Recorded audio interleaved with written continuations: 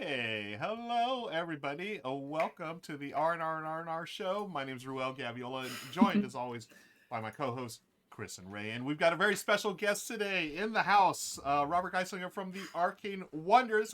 Hi, friends. How are you? Woo! Hey. It's a great day, Ruel. Yes. What a beautiful day to talk about board games, isn't it? It is. I love that God, little awkward pause. It's always. I love doing stuff on the internet like this. It's so funny.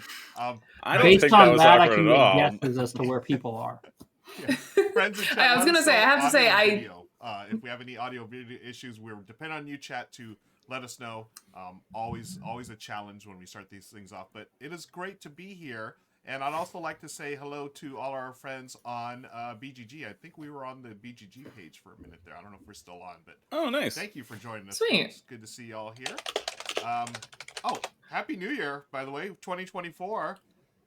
Hopefully it's Happy gonna- New Year to everybody. Yeah. And a Happy New Yeah. Year especially to Goblin from MX Tiffany Lee, who just gifted a tier 1 Woohoo. sub. Thanks everybody for gifting subs. As always, you can Thanks, use Tiffany. that I love you. Prime subscription. If you have a Prime subscription, you get one sort of free sub, and you can always sub to our channel.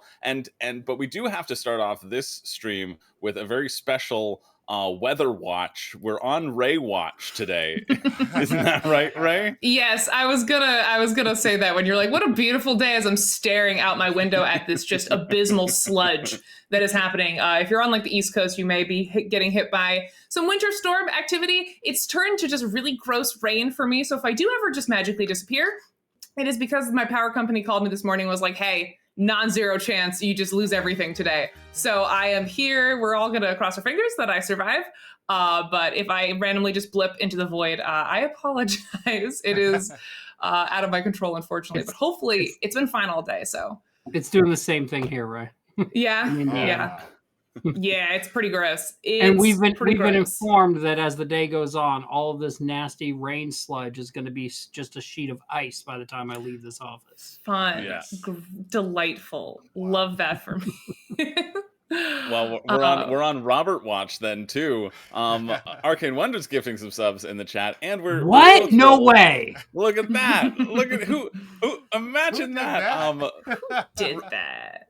Robert, why don't you introduce yourself to all the people in terms of your role at Arcane Wonders and how long Arcane Wonders has been around, and tell the people a little bit about you and who you are and what you stand for. So I'm Robert Geistlinger, also here on Twitch by some channels known as the Sub Fairy, because I hate when Arcane Wonders isn't number one on those chats. Nice. It's a whole thing. I just go into random channels. I'm like, oh, I gotta fix that. I'm president here at Love it. Arcane Wonders. Arcane Wonders has been around since 2012. Some people might remember that we started with a small little game called Mage Wars. You might have heard of it, maybe not. Actually, funny story. We actually originally incorporated as the Mage Wars company. It was not originally really? incorporated as Arcane Oh, cool. Wonders. Can I butt it and ask where Arcane Wonders came from? Is there a story behind the shift to that name? That is a Brian Pope question. Gotcha. Arcane Wonders was Brian Pope's baby. He started the company because he had designed Mage Wars and he really wanted to make Mage Wars. Gotcha. And he decided he had the means to be able to go it himself as opposed to taking it to a publisher, and thus Arcane Wonders was born. Gotcha. So as to where he came up with that name, only Brian knows. All right. Brian All now right. acts Mystery. as our founder and CEO, more in the back on that end. But he still does design work. So he obviously all the Mage War stuff, but he's also the designer of Ruby Combat Ready and also one of the co-designers along with Son of the upcoming Call of Duty game.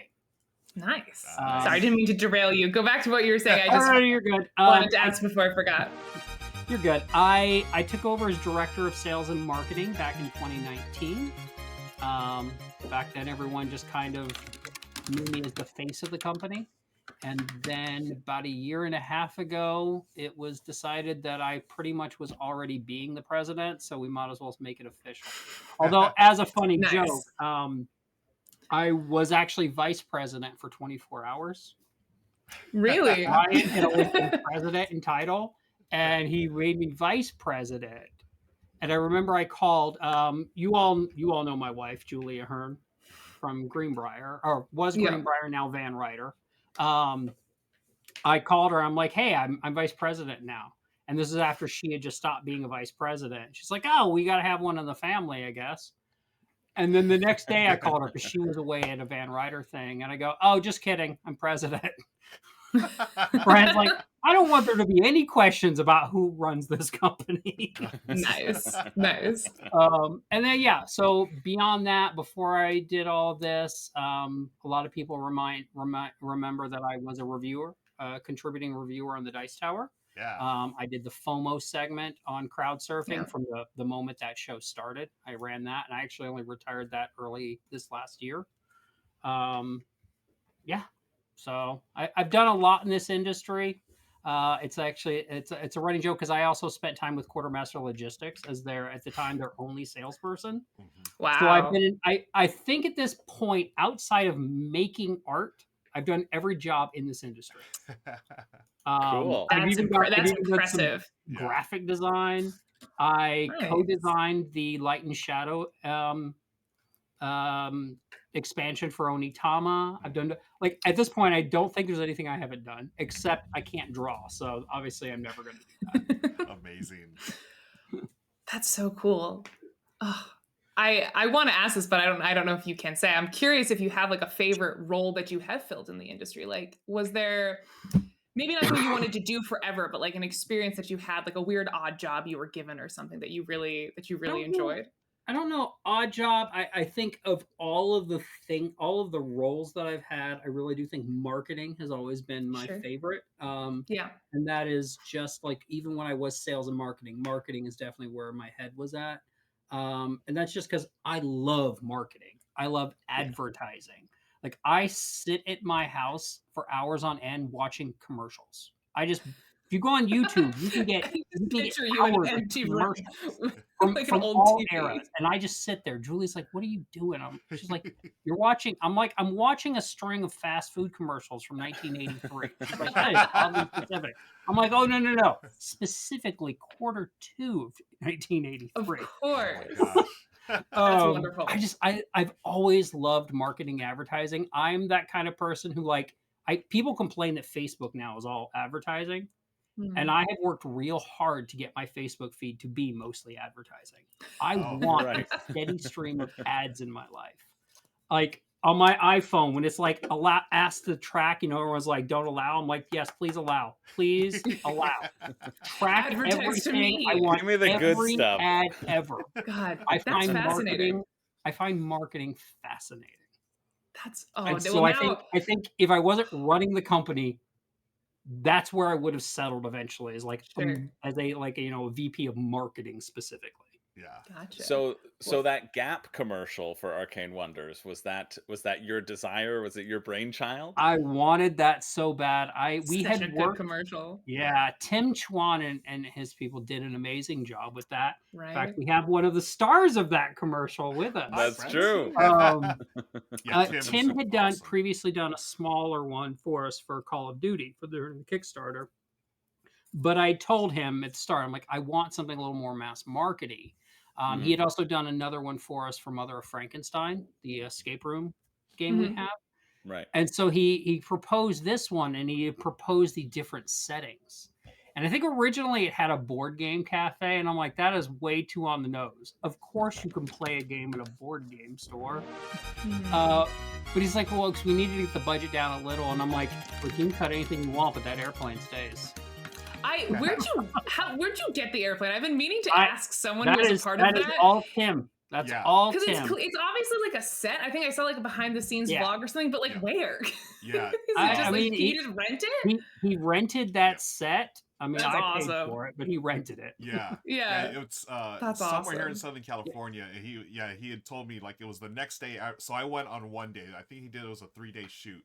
So you had one set on the Monday. I went on the Tuesday, and he had rented some home, and it was like, oh, just a really cool house. And then the next day, it all happened really quickly too, because that set that's used by legit like movie and TV studios, and it's like That's so you know cool. this huge budget thing, but they had like this really short sliver of time that he could rent it, and Tim made the magic, his magic happen, and yeah, they shot it there, and that thing looks so cool. I was like, oh, I wanted to be on that one, but I was just Yeah. grateful to be part That of the process. It was That fun. commercial is fantastic. Tim does an amazing job. He definitely, I would say I can't use him for every commercial because Tim definitely has a style. Like it's Yes. a very unique style to Tim. Mhm. And I noticed that coming from the Mother of Frankenstein to the Gap commercial, they both share similar vibes. But he Uh-huh. did such an amazing job with that. And I don't know where he got that song, but that song is perfect for that commercial. Yeah. Like, I even had our partner in Germany, Funbot, part of the Happy Shops conglomerate of publishers. They were like, because they're like, we want to use the commercial, and I'm like, well, I don't think you can use the song because it's licensed here. Yeah, And he's like, specifics. what can I do to get that song? And I'm like, it's not even English. He's like, I don't care. That song is perfect. Nice. Okay.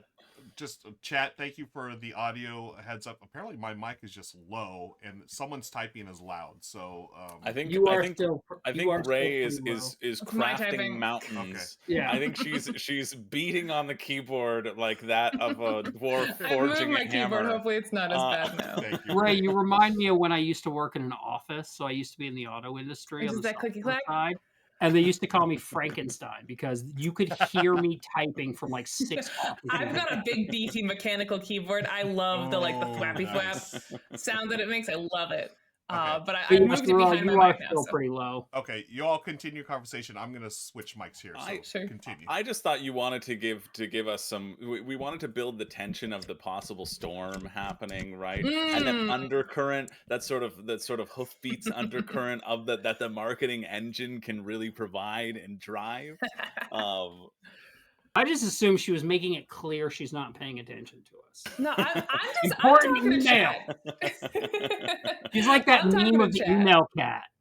And we love chat. Thanks chat. I love chat. We saw some other subscriptions. Thanks Nazgoth and thanks SailKnit. I think I said thanks, but we Thanks.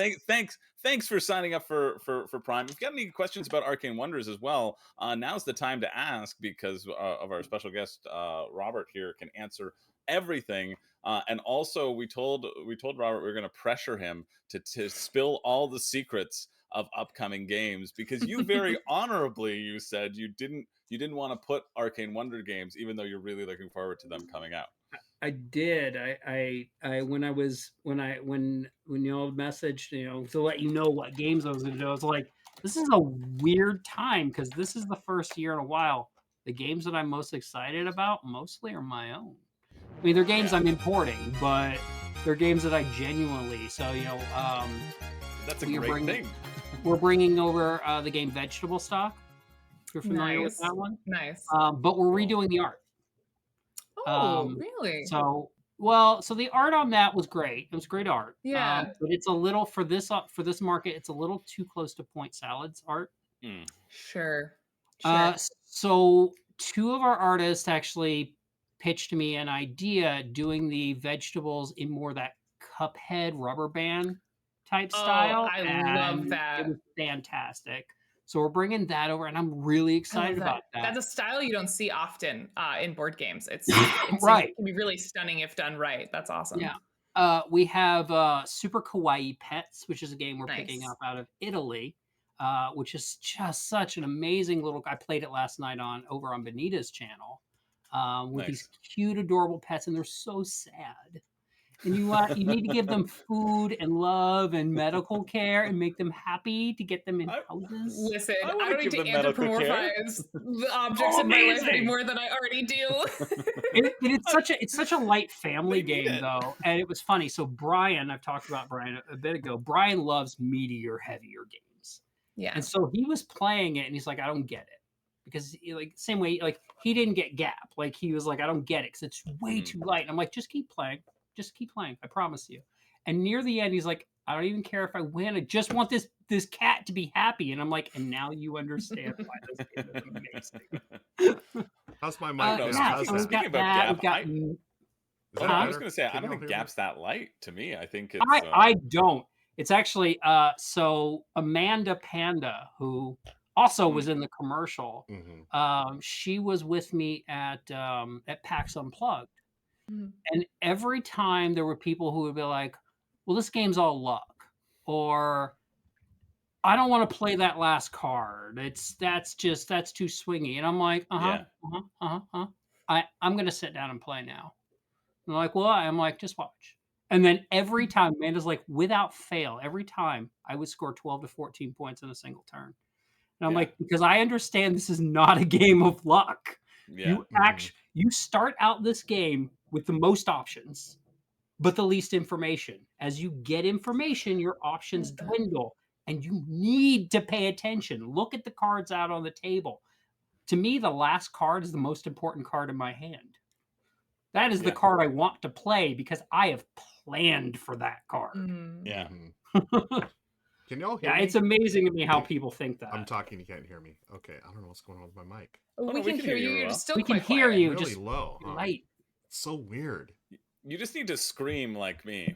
It was constantly Ah. shouting you- because I'm Why so don't I excited just- to be around. If I put the all mic of like you. this, can y'all hear me? Is that better? I mean, that's That's- fantastic. That's sultry.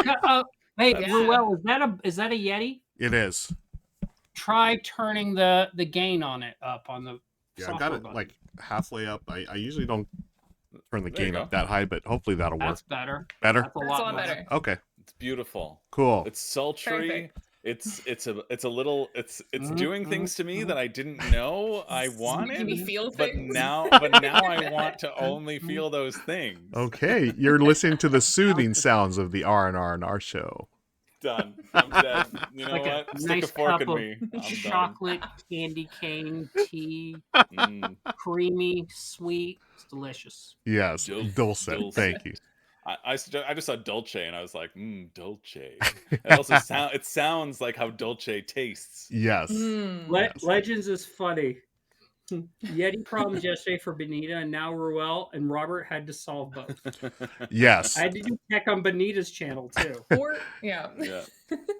So It's not just only has the Robert fact done that- everything in the board game ASMR. industry, he's also a tech wizard as well. Well, so my background before that was I was a systems analyst for Lockheed Martin. There you go. I've actually done every job you can imagine. It sounds like it.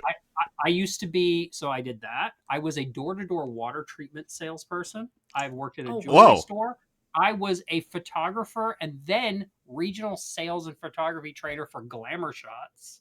Oh, Wow. I have remember Glamour actually Shots. done every So- job you can Wow. So imagine. what you're saying though, Robert, is that you can give us our official R&R&R glamour shots. Is that what you're Oh telling my me? God. Do this. Can Is we that what you're telling me? please- Y'all can ever we the posed like next- this before? Yeah, the next convention. Get some Can we feather get boas. some- I know Ray's got a feather boa for sure. I would love to do something like super camp like that and just have it be these really cheesy glamour shots. Yeah. Oh, love I'm all that. for it. I think I missed an opportunity now that I think about it. With my Glamour Shots background, instead of setting up that life-size picture perfect, I should have set up a little fake Glamour Shots. Oh, Amazing. yeah. That would have been I incredible. love that. Yes. It's never too late. It really is never too late. Next convention. Oh, when's the next convention that Arcane Wonders is going to, and how can I work my schedule that I can be there? We need let's hear it in chat. Don't we need the Glamour Shot booth? Won't that I make think that'd be Arcane so Wonders great. the talk of the town? Yes, there it is right there. Glamour Shots literally with a board game, right? You bring in your board. You gotta use an Oh. Arcane Wonders board game. Absolutely. No, Yeah, I literally had this conversation like 2 weeks ago with the op team because there's a trend on TikTok of like siblings and stuff going to Macy's to get those really like dated Macy's photos and like dressing up like Amazing. in little 90s Mhm. outfits. Yes. I want to do that for the team group chat for the op at Gen Con. Like I am like very invested in getting us to bring all of our games and do a little 100%. dorky little group photo shoot. And everyone was telling me I was crazy, but I think it'd be so dorky and cute and make that our photo on our website. I love it. It's Ray, it I sounds also like you need to- enjoy to join Arcane Wonders. It's since quit the op. Sorry. Sorry. Clearly, my Oh my genius gosh. was not appreciated there. There you go. Ray, I also enjoy that you finally learned that the less work you put into a TikTok, the more results. I did learn that recently. I had my first Yeah. organically viral TikTok last week, which was a fun experience. It's still going. It's at 1.3 million views now. Oh my I think, on gosh. TikTok, Nice. Wow. Yeah, which is something. I remember when I first started the AW TikTok, I did like all these stop motion videos and stuff. Sure. It took Tons me of an effort. hour and a half to make 1 second of video, and those would be like whatever. And then one time I just sat there with a stupid shirt and sang a song on my guitar about Aquatica, and that one blew up. I'm like, Yeah. oh, I got it. The less work I put in, the more results. That's right. Yeah, it's so interesting. I feel like I've the annoying trend I feel like I've discovered is that higher quality stuff does better on Reels and lower quality stuff does better on TikTok, which is super annoying as a social media manager who wants to repurpose everything and do as little work as possible. I'm like, I want to just make this video and put it everywhere. And it's so true that people like that organic POV shot on TikTok. They liked the fact that it was a video where you couldn't see anyone's faces. I just filmed it on Christmas Day. We were playing Q's and Q's. There was an awkward accidental like 4 seconds of black screen at the end because I didn't even double check to see if it was edited properly. The captions are wrong in like 4 places, things that I'm usually very meticulous about that kind of stuff. And this one I was like, whatever, it's fun. I'll see, I just need to post something. And 1.3 million views. Insane. Wow. And that hurts me as someone who also did video editing for so long. Yeah. It hurts my soul. Because I love editing. I love like planning out the shots. I love spending time with my edits. I really like editing, something I've discovered I really, really enjoy. Nope. They want as few cuts as possible. They want it to look like your hand shake, like shaky footage. Oh, geez. Bad audio. Like I didn't have I set up my mic and I like do all these things. Oh, it's cool, but also so frustrating. Whereas, like Benita used to laugh at me in the beginning because I would do, and she's like, "What are you doing?" I'm like, "I'm editing these TikToks." And she's like, "What are you talking about?" I'm like, "Yeah, I'm in Premiere Pro. I'm color correcting." She's like, "Oh, you were doing this all wrong." Yeah. Yeah. I'm like, I was shooting it on proper camera for like. Right. Yeah, that's one that I really should have pulled out a hard hit. Nokia and called it a day. That's the hardest hit for me, was learning that filming stuff on a regular camera is not worth it. Because that's normally like my workflow used to be around like my DSLR, and now it's like you gotta just do, because it looks worse. It doesn't look as good as just regular iPhone footage. It feels more organic and native to the platform, which is this weird kind of ephemeral concept. But people like to feel like the video was made on TikTok for TikTok, which 99% of the time is a phone in your hands. Yeah, it's honestly, it's that way with a lot of platforms in terms of that. Like, so I remember when I first started doing the reviews for the Dice Tower. Yeah. Now, keep in mind, thankfully, in the last 8 years, board game media has improved. Sure. It was pretty abysmal quality at that point. But I came out the gate with, I had invested in Blackmagic 2K cinema cameras. Like, I had done everything up, right? And it would take me forever to get everything perfect. And I would watch those videos underperform versus I put my iPhone in a holder. So then I actually sold off all the equipment. I literally downgraded all of my equipment to get more views. That's funny. Yeah, I'm not surprised that worked. It's frustrating, but it's so true. They were like, this is too cinematic. Well, I think that's it, right? Like people, and especially in like board gaming, we just want to hang out. We just want to hang out and see how the game plays, and just hang out with fun people. That's why I like doing this, is we can just chill and talk about board games. Yeah, like we've been doing. That's right. Only board games. Only board games. only board games. Yeah. Well, I don't know, what do we have?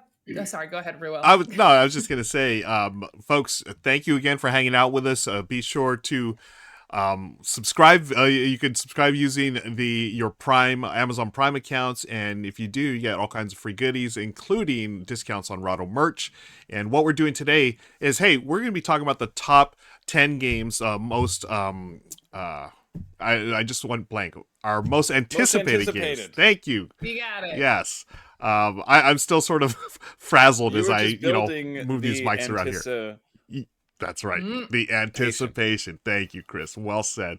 So what we're going to do, folks, is we do this like we're going to record this for YouTube. So y'all are like the live studio audience. And then when we do that, we're going to just chat amongst ourselves here. But we will be back with a pro show where we hang out with y'all. But y'all, we appreciate you hanging out. I hope you're having a great 2024 so far. And we'll get the show started in about 10, 15 minutes or so. We've got a few more minutes. I can't wrap my head around it being 2024. Right? Yeah. It's just... The only good part about this year for me is that I can make the following joke. Hey, Ray, what year is it? It's 2024. Hours to go. Well played, sir. It's going to be the best part of the year for me. Walking up to people like a madman and asking, what year is it?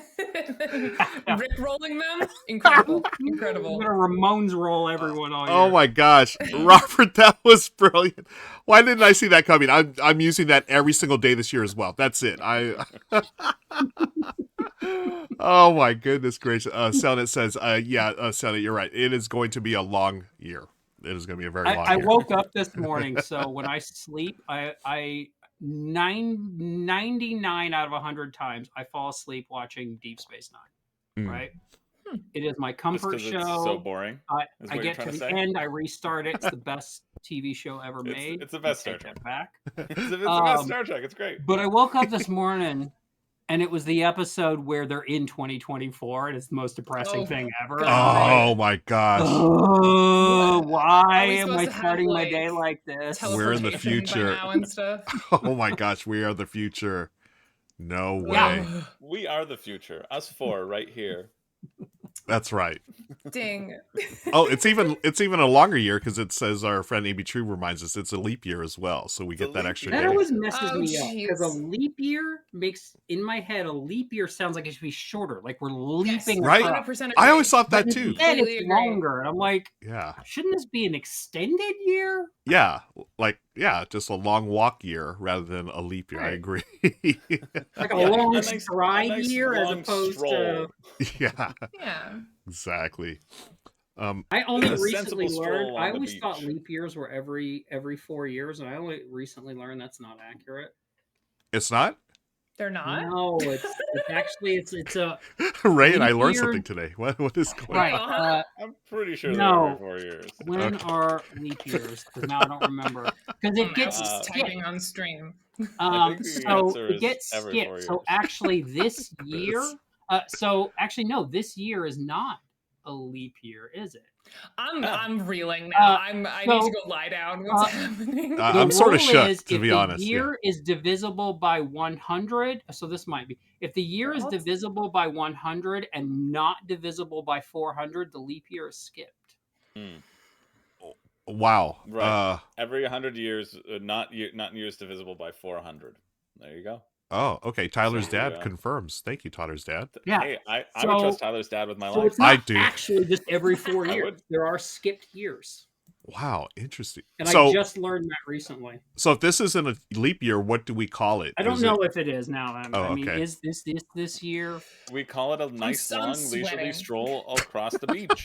I don't know if this Thank year you, Chris. is. Year. But So I missed the year part at the end there. Yeah. Really didn't bring that joke home. not in years. So no. 2024 is a leap year. It is a The leap year. internet was the other internet was confusing me. Of course. Oh, the other internet. But Google always just messes me up. All right. Hexstar was just saying we pre-ordered Dropolter and we're super excited. That's for you, Ray. Yeah, you did. Just, Yeah. When is Yeah, the you next did. skipped leap year? Oh, we're gonna Every- get to the Next bottom time of we this, folks. skip a leap year will be 2100. We will skip that. Okay. Yeesh. Every 100 years, Yeesh. but not in the ones that are divisible by 400. Okay. Wow. That's a lot to know. So I mean, something. Well, I'm anxious. I'm thinking about the passage of time and the. I will be fact- here. I will be here. We'll be here. I will be here. Probably. My goal is to live till I'm 111, and then I'll have made it to, because then I'll be here. I'll have made it to 3 centuries. If you can do that. My goal is to make it to 3 centuries, and I can just be You wanna like, be as "Okay, I'm out." Yeah. old as Bilbo. Selneth's Yeah. probably gonna miss that one. Yeah, I might have to miss that one too. In 2100. I don't know. Ruel, I did see earlier on. I don't know if I've ever done this, which is why I'm bringing it up. Naz, who redeemed? It was Trivial Pursuits. Nazgoth redeemed Trivial Pursuits on the channel. Do we have time for that? Before We start haven't done that. Start the list. We haven't done that in so long. Yeah, I don't know what it is. I think. I think we actually retired that bit. So we, whoever redeemed it, we owe you something for during the next show. Okay. That was something where Richard and we had a wheel of a spinning wheel, and it would select either me, him, or some general trivia. We'd spin the wheel, and then we'd have to either tell something about ourselves, or we'd have to just look something up on the internet. And I think we just got some trivia today about the leap year and the Right. Yeah. And now we have the exact definition. Exactly. Every year So that's there you go. exactly divisible by 4 is a leap year, except for years that are divisible by 100, which are not leap years unless they are then divisible by 400. Yeah, makes perfect sense. Yes. It's every 4 years. Let's I got do it. I one got that it. involves It less was good math, seeing like board y'all. I games. gotta take a nap. Yeah. Yeah. All I right. feel lightheaded now. Yes, for sure.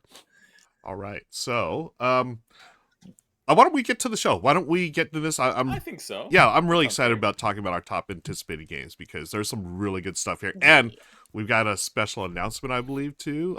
Richard was talking about that in his little hype video for today. So what we do, folks, we're going to record this for YouTube, and it's our top 10 most anticipated. Stick around. If someone raids us, just let them know what we're doing, and we will do a post show where we're going to talk about the games that didn't make the top 10 list. I know I've got a few I'd like to talk about. Yeah, we got a bunch. So stick around, and Robert, Ray, and Chris, are we good to go? I think we're good to go. I think Okay. people are wanting a battle royale while we get ramped Yeah, up. why don't you want to trigger that off? Other than, I want you to know, Rahdo's post almost gave me a heart attack. Oh, Because oh, I really? read it 3 times thinking that I was making some announcement for Arcane Wonders, and I kept reading it, going, "What was it?" And I almost emailed Andrew and be like, "What is this thing I'm announcing?" And then I read it again. I was like, "Wait a second, this has nothing to do with me." Get ready, because it's going to be a big announcement. We're all looking forward to it, Robert, and I can't wait to hear what you've got in store. No repeats. Nothing you've said in the pre-show counts. So whatever it is, I can't wait, because I hear it's related to glamour photos. Oh, that would be so awesome. Hey, Foxy, thank you for that, Jackie.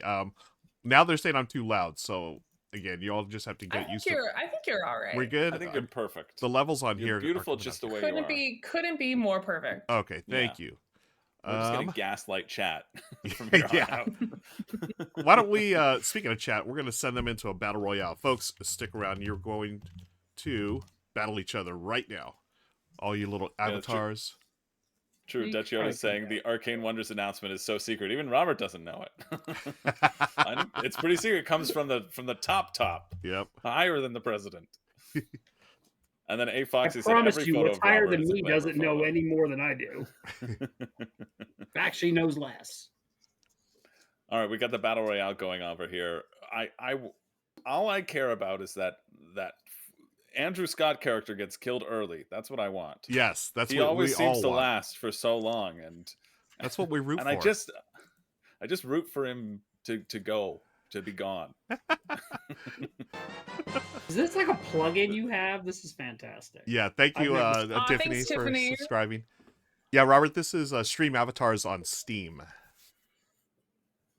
There we go. He just but still came in 4th. That's ridiculous. He's got Wow. the luck of something that's very lucky. you Yes. know? Go Barefoot, go! Go, Oh my God, go, I'm We're so down, proud we're of down you, to 2 Barefoot. left. We're down to 2 left. Oh, Barefoot versus Rahdo. We can't let Rahdo win. That's Versus not fair. Rahdo. Well, technically that's you, Ruel. Yeah, take Ruel, me just out. What am I? lay Oh, down I'm your totally gonna stab him sword. in the back. We need peace. Oh, he Oh, they got the health pack. Med kit though. Okay, Barefoot should We win. need peace. Yes. Please lay down your arms. There will be peace in our Rebellious time. subjects, enemies to peace. Get 'em, Profaners Barefoot. of this neighbor's stained steel. Will they not my hear? God. What Oh my ho, gosh. you men, Why do you we keep running beasts! away from each other? Go, that Barefoot, quench go. the fire of your pernicious Yes! rage. There we Yeah, go. Barefoot! Barefoot. Boom. Good job, Barefoot. GG. GG's, everybody. proud of you. GG. Barefoot, you get 100 gold to level up your character and do all kinds of fun stuff. And congrats. And that stuff is going to go away because I press this button and we get ready for this part of the show right here. I hope this works. Yes. Yes. Most anticipated games of 2024. Okay. Let's get into the list. All I'm right. excited. We're going to have Richard do a quick intro, and then we'll come into this scene, and we'll... Oh, actually, let me give you guys a little peek at what we're going to come to right here.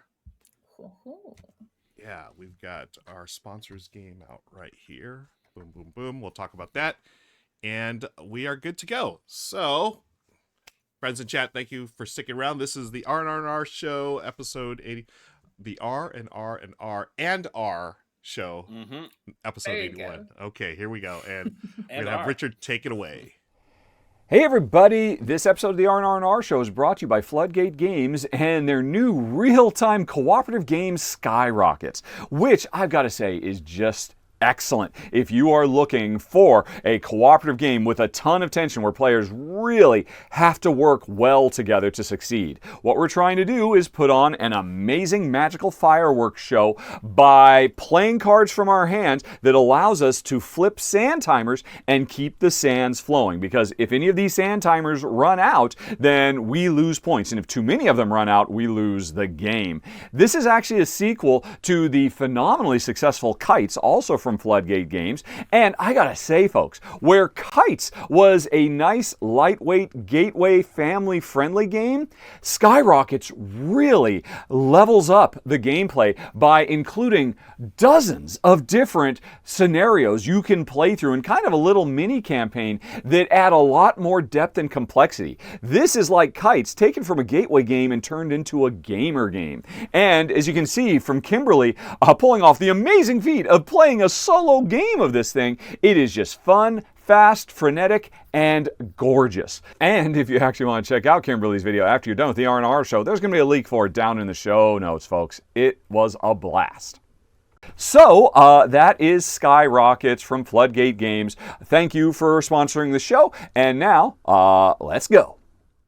And yes, let's go. Friends, this is the R&R&R show. My name is Ruel Gaviolo, joined as always by my co-hosts Ray and Chris. And we've got a very special guest today, Robert Geistlinger from Arcane Wonders. Hello, everybody. Welcome. How's it going? Well, there. That's Robert right there. Hey, everybody. Never heard of him. I was pointing off screen. I was pointing to you. You watching this. You're Robert Geistlinger. You never knew. We are all Robert Geistlinger. Yes. We are all. It's like that little door that you go through in being John Malkovich, being Robert Geistlinger. Ooh, very nice reference, Chris. Very nice. Before we get going with our most anticipated games of 2024, just want to shout out our sponsor, Floodgate Games. We've got, you just saw Richard talking about Skyrockets. I was thinking fireworks. I don't know why, but Skyrockets. And I've got it here on the table, as Kimberly shown in her video. It is very much like Kites, but I feel like Kites the next level. It's very similar where you're taking cards, you're going to play them in order to flip these sand timers, right? And what Richard pointed out, what I love about them most are these cards right here. These are different scenarios. Kites did not have these. Kites was more of a gateway experience, but here you're going to be going through different, almost like a campaign, little missions. I will not spoil these. Hopefully y'all check it out. And that is from our sponsor, Floodgate Games. I want to thank them for that. But today we're talking about this year, 2024. And if you want to know more about leap years, folks, be sure to click the links below, because Robert is he's a wealth of knowledge when it comes to leap years. In 2024, is it technically a leap year? You're going to find out by clicking the link below and going to our extended edition of the show. Yeah, don't just Google it. Go watch the half-hour pre-show to find out. While we all discover it.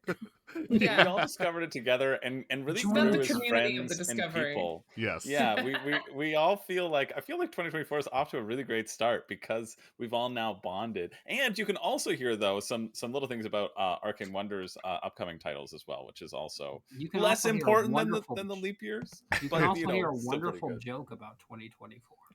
Hey. Oh, so what are you still doing here? Go watch the extended edition and we'll be back here when you get to it. Yes. Best joke ever, folks. I'm not going to spoil it, but check that out.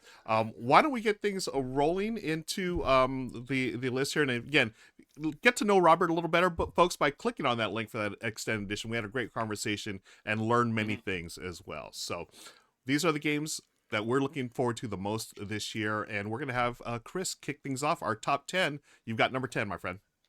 All right, I got number 10, and I didn't even know that Robert, you're going to be the guest this week, so there's no collusion here. But I think this is an Arcane Wonders title, if I've got my own personal order right. It's something that I wanted the moment I played the original game, because I'm a super cheapy boy, and I'm not a deluxeification boy, and I was like, I want something less. I want something smaller. And now I'm getting what I want. This is our number 10. It's Foundations of Metropolis. Yes. Scared away, Robert. I thought I had the box. I think he was looking for it. Foundations of Metropolis. This is just Foundations of Rome, but if you don't want all the minis, basically, what that's what this is. Foundations of Rome is a really solid game.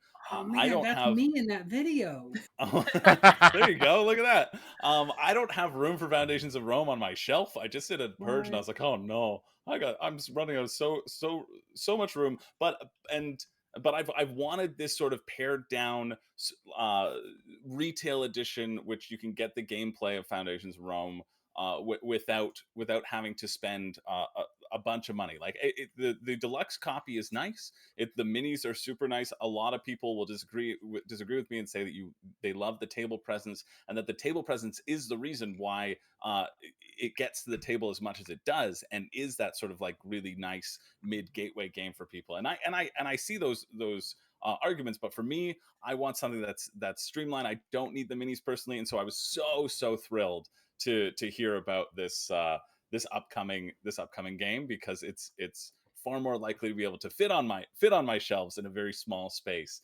and I'll be able to take it places too, if you know what I mean. Like I travel a lot for board games. Hey, I would like to point out we made a custom carrying bag for. That's fair. That's right. Fair. There is the custom carrying case. That's true.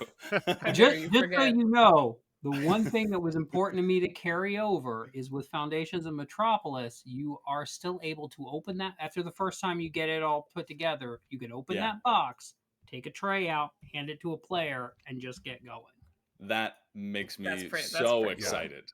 Yeah, because that's huge, right? Like that's why I love sort of deluxified games too, is that tray component and the setup component, and the fact that that's in there. I didn't know that was in there, and so that makes me even more excited about it. Like setup and being aware of the user experience and getting it to the table is something that I think every publisher should consider.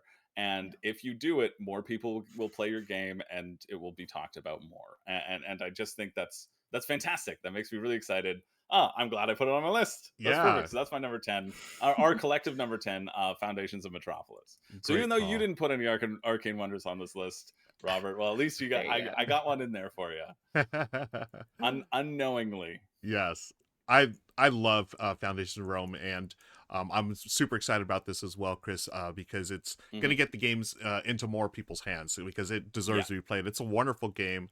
I believe it's Emerson's game, right? Emerson had designed it. Masucci. Yeah, Masucci, and designer of Century Spice Road and a lot of great titles.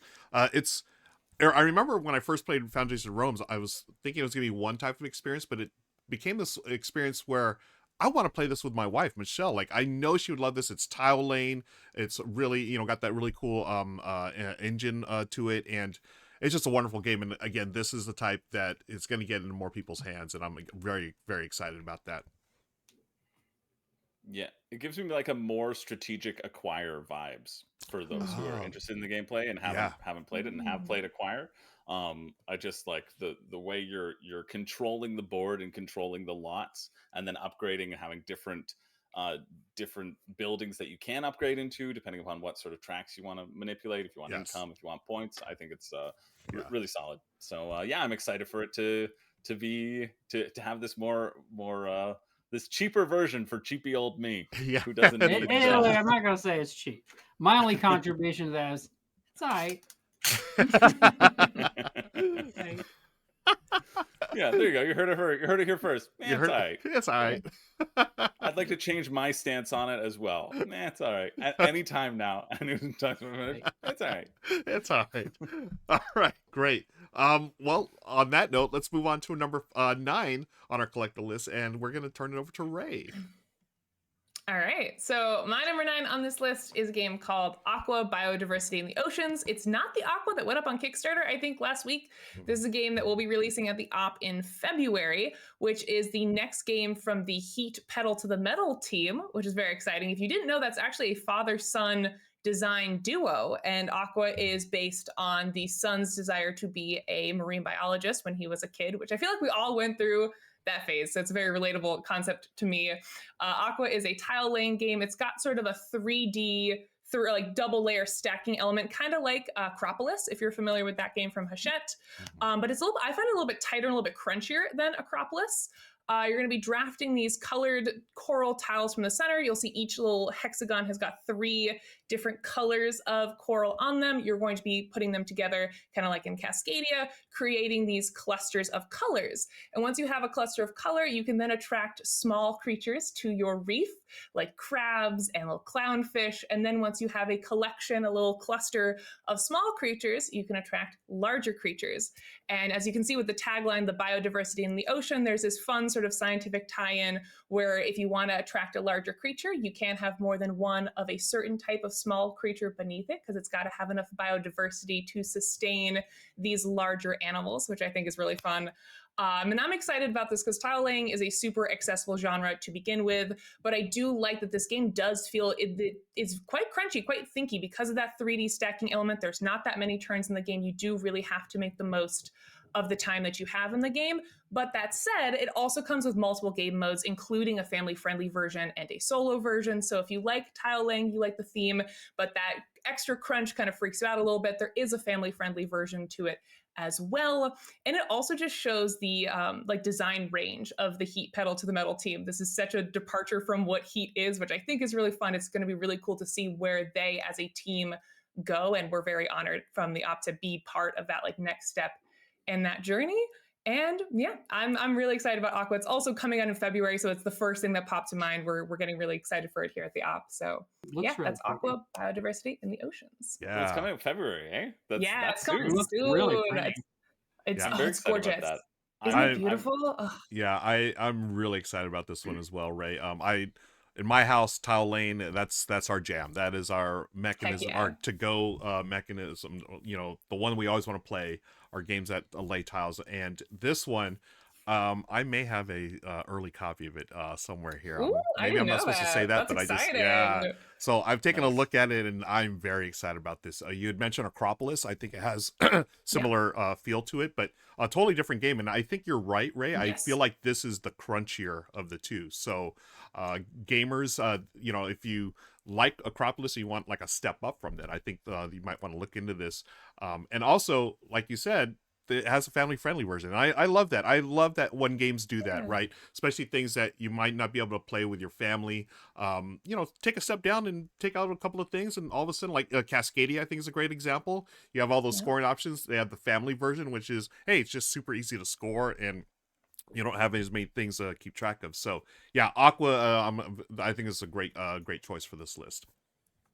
Yeah, absolutely. I love games where you can kind of make them be whatever you want them to be. This can be a solo experience. This can be a crunchy gamers tile laying game, or it can be a family friendly gateway game. Absolutely. I like that about it. Yeah. Obviously, I don't know much other than what you said, but I like the fact that it has that family friendly mode. I'm hoping in 2024 we see a lot more of that. Absolutely. Yeah. Totally That agree. while they might have something for the crunchier advance, that they have a mode to be able to play, especially coming out of where we're at now with so many people that, you know, might have picked up TikTok viral games during Sure, the yeah. pandemic years Mhm. that are looking for things that are just a little more accessible. Yeah. that Yeah, are- absolutely. And it creates, I find, I mean, I've talked about this on the channel before. I'm the designated teacher in my group, and I'm often teaching people who aren't, you know, completely brand new to board games, but aren't super into the hobby. And I love that I can bring a game to the table that's at an entry weight and then be like, okay, we like this. Now let's do this again. New, like the basics that you already know, but we're going to add on another layer that really is helpful as like the designated teacher to get people into the hobby. Every time you have to wipe the slate clean and teach a whole new set of rules, you lose a lot of people. So I love games that have that incremental difficulty built into it. Yeah. Right. Yeah, this is really good. And then if you're used to playing games too, you know to just skip that and go right to Yeah, the exactly. complicated mode Exactly. as well. Totally. Or Yeah. if you just don't have time anymore, you know Yeah. to go with it. That's right. Cool. Okay. So great. So we got 10-9. Let's go to number 8. And that looks like it's me on a deck. So this game actually, Richard has it on his extended list where he talked about a bunch of games that he's excited for, and this made his list.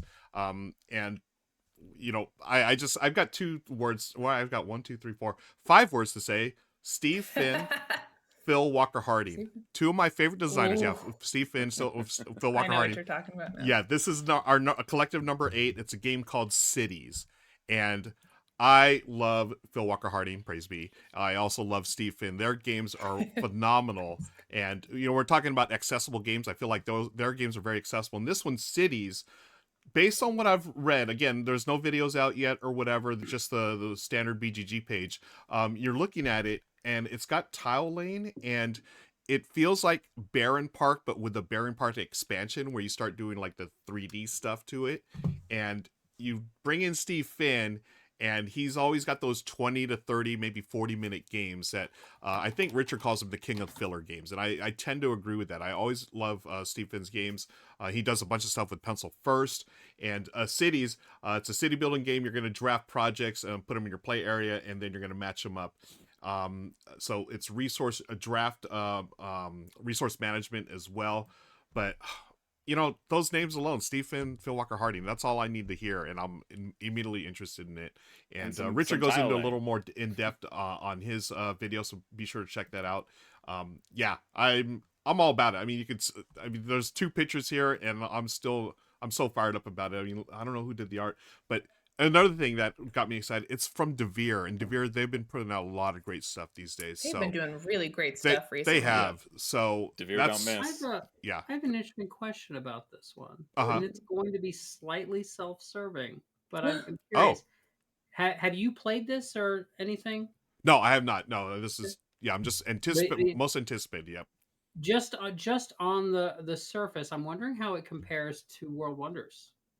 Yeah, that's a good question. I'm curious to see that as well. I love anything DeVere puts out, honestly. Yeah. I'd be curious because this seems like a game right up my alley. Yeah, it looks like it's not confined to a set board, at least. Like with World Wonders, you have that a little bit. You have those restrictions of the board and where the river is, right? Right. Yeah, so I'm just curious because I love that style. Obviously, I've done 2 city building games. I love anything that's city building like this. This is probably an auto buy for me too. Agreed. Yeah. That's why it's our number 8 on our collective list of most anticipated games of 2024. Cities from DeVere Games. Okay. Let's turn it over to our special guest, Robert. You've got our collective number 7. What you got for us? What do I have for you? Uh-oh. I believe that I have... So, you know what? I can put the name up first, and then we can have you talk about it. How's that? Let's put the name up. Here's the number 7 on our collective list. Kabuto It is. Sumo. It's Kabuto Sumo Sakura Slam.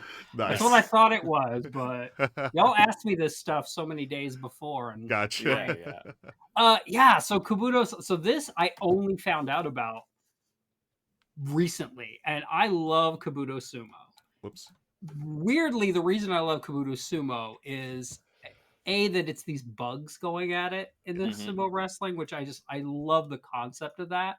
But also, the first time I saw Kabuto Sumo, the first thing I remembered is my favorite game at when I was a kid at Chuck E. Cheese, and then older at Dave and Buster's. Yes. You know the game where you put the quarter in? Oh yeah. Yeah. And then you try to knock the other quarter down. Like you push it. Yeah. I was like, is this just that in a board game? This is fantastic. Yeah. 100%. So I'm very excited about this because this is not a span. This is This is not an expansion; it's a standalone in the Oh, series. I didn't know it was a standalone. I didn't know that just either. knew I it was- assumed it yeah, was an expansion. Right? No. This is a standalone, but wow, everything in my life revolves around AW. Much in the way Air, Land, and Sea and Spies Lies is, where it's a standalone. So it's Yes. Right. backwards and it's backwards and frontwards compatible. Yeah. So you can still use them together. This one, and I don't know much about it other than what Joe over at All Plays has shown. This one is on a square board as opposed to the original was on that circle. On the that circle. little Mhm. tree. Cool. I believe what they're going for this time is more American style wrestling. Okay. Ah. So it's got like poles or something on the On side. the but ropes. You again, get 'em on it's the still ropes. that same sort of thing. And they really haven't released much other than I know this is coming to Kickstarter and coming Yeah. out this year. Yep. But you're still going to be the bugs. But they're going to have the new platform, new characters. There's going to be pillars, is what the corners were, and then all new powers.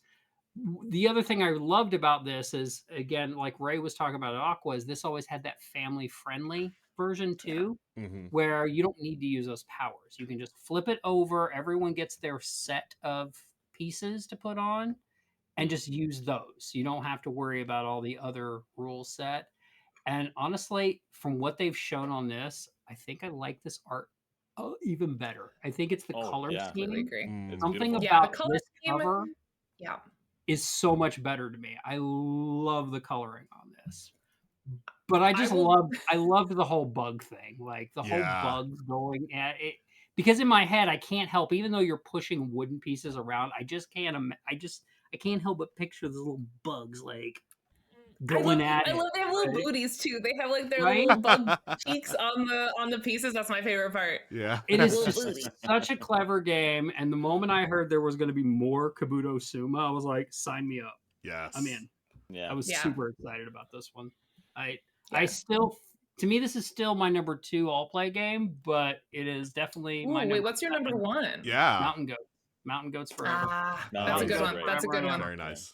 But Kabuto Suma, definitely my number 2, and this is my number 7 here. Or our Nice. collective Yeah. number 7. Our I collective completely 7. agree with that cover. It's so much better. I will die on the hill of like we need to try other color palettes as an industry because it makes you stand out on the shelf. Like genuinely, Yeah. like I bought Whirling 100%. Witchcraft because I was like, I haven't seen a pink and purple board game Yes. ever. Yes. I've never seen a pink, like a bright pink and purple game like that. At least there probably was one, but that was the first one that came across my shopping experience, and that was enough for me to pick it up off the shelf. And this, I think, Yeah. is Yeah. just a more eye-catching cover. This is the Yeah. sort of game where if I put it on my shelf, I'm not going to want to put it in sideways. I'm going to Yeah, want you to wanna put it show it this off. direction so that it's showing. Yeah. It's just so Yeah. beautiful. Yeah, the cherry blossoms are awesome. And I agree. I just reorganized the board game shelves and like they're color coded, and we're severely lacking in pink. I'm severely Color lacking in coordinated. pink. Wait, hold on, yeah. hold on. Did Do say you color coordinate coordinating your game? I do that too, and I get so Really? much crap for it. I am so Why? happy I found someone It else. looks Not this beautiful. shelf. My real shelf downstairs. Yeah, I color coordinate it, and I get a lot of flack for it because they're like, "How do you find the games?" I'm like, "Well, I think in my head, and I'm like, it's an orange game. Let me go to the orange section because I'm a visual learner." I Yeah. get so much. People get so mad about it. No I way. feel like I feel very validated Yeah. that you also Or people say their argument is, how do you find the games? You know what games you You own, and you're visualize not a it? colossal hoarder. Okay, and hold you put on. them on the and you shelf yourself. visualize it, and you find Okay. it on your shelf by the Wait a color. second. That's not going to work. First off, Julie organized our games alphabetical by Oh, see, publisher, My and that dyslexia. confuses my that's- brain too. Could I not always handle had that. a system of if it fits, it sits. Yep. Seriously, Fair. Yeah. Fair. because I have like 5,000 board games. yeah. Oh my My gosh. Yeah. At color some is not point. going to work. Yeah. Yeah, color will work because then you cull the ones that were in the back of I've that never dusty called shelf. a game in my life, and I will never call a game. Wow. Okay, great. So you just don't play Anti-coloring. it then. There is a game that I once rated as a 1 as the worst game ever made, and I Yeah. still love having that game in my collection. I love that. That's great. Nice. Wow. Yeah, I'm along the lines of Robert as well, where I just wherever the games fit, I'll do it. But I do turn them around, just to make some of them look nice and neat. But Well, the thing wow. is, you got to do it that way because otherwise you're not maximizing that shelf space. Exactly, right? You get an extra game right there. That's Yeah. however many games it is extra. So I don't know. No, you got to go color coordinated. Just see the beautiful It's so rainbow. It's pretty. peaceful. no, I do like It's- that Ugh. aspect of it. Yeah. It's so peaceful. gorgeous. It's Yeah. curated, and then you've taken the time to curate it in like an aesthetic way that also like makes it the set piece of your home. If you love board gaming, you Wow. want to show it off. You want to show off like a beautiful curated selection that will Yeah. get people excited. You don't want to bring them into Auntie Helen's hoarder den. I, filled in with, fact, like- do want to be an Whoa, whoa, whoa. anti-Helen's hoarder dad. I will love say, that every show. year when you I have do to love add that a show. game and you have to Everyone- shift everything down, that's a pain. Yeah. But See, there's other the than reason that- you shouldn't organize like this. Thank then you, you buy right? one game and you have to redo the whole Yeah. thing. Well, that's the Welcome problem to with alphabetical. HGTV on Right. But The it's true. colors It's are the more- problem with are any more organization flexible. system. Yeah. It's not Yes. unique to the color system. Yeah. But that is how Colors I are more discovered flexible. It's more flexible. just how much of a bias this industry has towards blue and green and Yeah. gray. Right. Like, love it. That's course. beautiful, great. But like when I was trying to color coordinate, I got so excited when I found Whirling Witchcraft. I had like a purple Mhm. game, not a game, a little purple, a purple game. I was so Mhm. excited. Nice.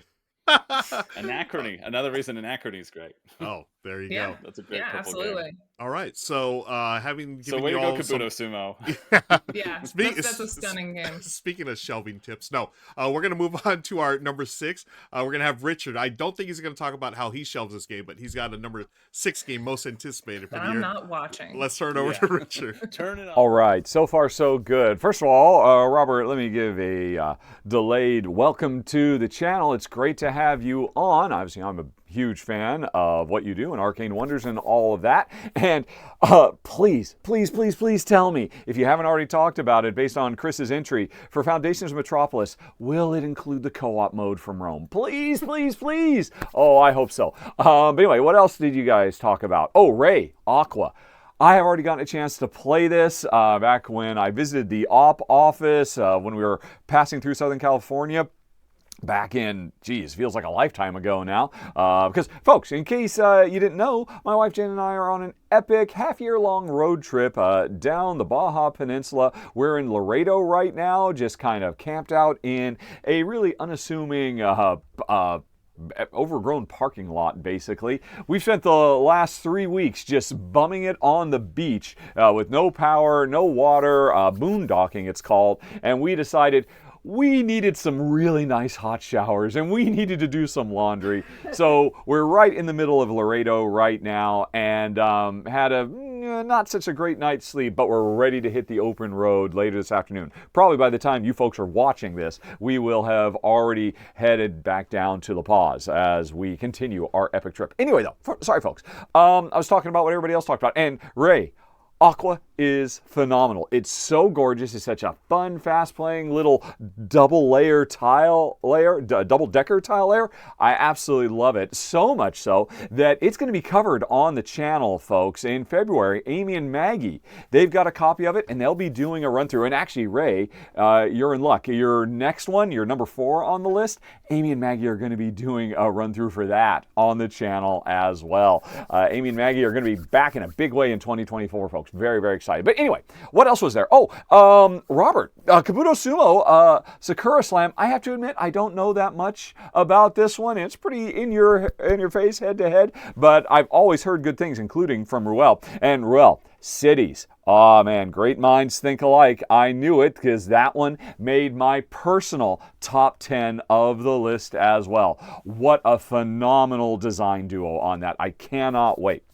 And folks, here's the deal. If you're a subscriber to the channel, you probably already know I've done my personal top 10 most anticipated games for 2024. And I didn't want to just repeat myself here, so I'm breaking with what the rest of the gang is doing. I'm going to be telling you about expansions, board game expansions that I am super excited about, cannot wait to get my hands on. So, for our combined list, number 6 has to go to Ancient Knowledge, Heritage. And here's the deal, folks. Ancient Knowledge came out in 2023, and it is on my short list of games I have not played yet that could punch their way into the top 10 best of the year, because I've heard nothing but amazing things about it. I have to admit, I passed on covering Ancient Knowledge because it comes with like about a half a dozen screw you, take that, steal stuff from each other cards. And I'm like, oh, well, I guess I'm just going to pass on this cool little compact Civilization card game, even though the gameplay looked absolutely brilliant and everybody else was raving about it. But then the folks at Yellow told me, you could just take those cards out and it doesn't hurt the balance at all. I'm like, no, I missed it. I've got to play this game. But when I found out that the Heritage expansion is going to be coming out in 2024, I got even more excited because it's basically a bunch of new cards. I think it almost doubles the number of cards that come with the base game. And so the important thing is we can take out the attack cards and replace them with non-attack cards instead. So that makes me even more excited. I'm sure some of you have played Ancient Knowledge, and I look forward to hearing what y'all think. But yeah, this Heritage expansion is must-have because it might really cement Ancient Knowledge into my top 10 games for 2023. Time will tell. But I mean, just look at how gorgeous the base game is. This is just a loop from a looping trailer for the base game. Cannot wait for Heritage and can't wait to hear what everybody else has next on the list. Okay, back to everybody else. I should have. All right, and thank you, Richard, for that Ancient Knowledge Heritage. I'm looking forward to it as well because I haven't even played the base game, but I've heard nothing but great things about it. And as Richard was talking about, you know, he liked the fact that the Heritage expansion, you can take out the attacky, stabby cards and bring in a little more friendlier thing. And we all know Richard's the biggest Care Bear of them all, so it seems like this jibes with what his tastes are. So very excited to check that one out. That sounds right up his alley. It really does, doesn't it? And I gotta say this, Richard, you look tanned, my friend. You must be enjoying that Mexican sun because you got some got those rosy cheeks, and I'm hoping you're enjoying it, Richard. So shout out to you from all of us here in North America. Let us move on as I press buttons and make things hopefully work here. We're gonna go back to Chris. Back to me, but before we do, Richard was asking Robert something about the co-op expansion for Foundations of Rome. Thank He's you. there are plans for that in Foundations of Metropolis. While we have you here, might as well ask. No. Oh, that's a no. A resounding no. Foundations, not at this time. Foundations. Now let's cut to Richard crying in his RV. It is purely the Senator version. It is that base 4-player game. Cool. Okay. Yeah. Cool. You want it affordable? I got to cut things out. That's fair. That's a very fair point. Yep. Totally. Listen, I don't like co-op, so that's fine by me. And honestly, for me, it's not a big deal. For Foundations of Rome, I prefer just the base 4-player game. Actually, when I play, I don't even play with monuments. I only play the core game. So for me, it's perfectly fine. Yeah. Yeah. Hey, I would much rather cut a co-op thing than the trays, like legitimately. Oh yeah, the trays seriously, in there, agreed. Like will make such a big difference for this game. So like that's music to my ears. Yeah. All right, so on to my number 5 then. Yes. Which is I'm quite excited about this. My friend Colin. Shout out to Colin. Everybody, let's shout out Colin. Shout out Colin. We love Colin. My friend Colin backed this on Kickstarter, and I have a show on Room and Board where I look at almost every game that leaves crowdfunding and board game campaign. I think I covered like 715 last year, and this one was like one of the tops, and I almost missed it. And if it hadn't been for I just missed it when I was scrolling through and like finding them. If I hadn't been for my friend Colin, I wouldn't know about it. But I'm so thrilled that I do. This is a game called Kavango. I don't know if anybody here has heard of it, but it's. You've played it? I played it. Oh, amazing. Cool. Yeah, I think this looks really good. It's a sort of a simple engine building, tableau building, drafting game, right? You're going to draft cards and you're going to put them into your tableau, and the cards will either be resources that you need to like entice more animals into your animal sanctuary, or there'll be some action cards that you can do, and there can be some fun things that happen, or you can discard cards and and get like money cubes that you can then invest in like climate conservation or your own habitat protection, and all of these things sort of chain together in terms of what cards you're going to be getting. I think it's going to be just like a really nice drafting game. And as far as when I was re-looking at some of the cards before this stream, I was like, oh, there's some action cards that are like swap your animal with someone else's animal. I'm like, I don't know if I like that, but I don't mind that because it is drafting, right? You have the choice. Am I going to build this animal and pass this card to someone else, or do I have to take this hit, right? Like, I think there's going to be a lot of like really slick, simple, interesting decisions to be made. Lots of cards, and there was a heavy focus on conservation and like environmentalism with this campaign as well. And I love seeing that in games. And yeah, I just think this one looks really, really solid. I'm really thrilled that shout out to Colin, he backed it, so I'm going to get to play it. And yeah, and I'm looking forward to trying it out for sure. So that's our collective number 5. That's Kavango. Wow, Robert, nice. is my faith misplaced, or is it warranted? No, it's a really good game. Yeah, cool. Really good game. Did you say I'd it never was heard of card? It was pick and pass drafting. Is that what you said? Yeah. I love pick and pass drafting. So I do love I. that mechanic. And then like simultaneous play too, so play quickly. Love Right? it. Everybody takes it. Boom, you play it.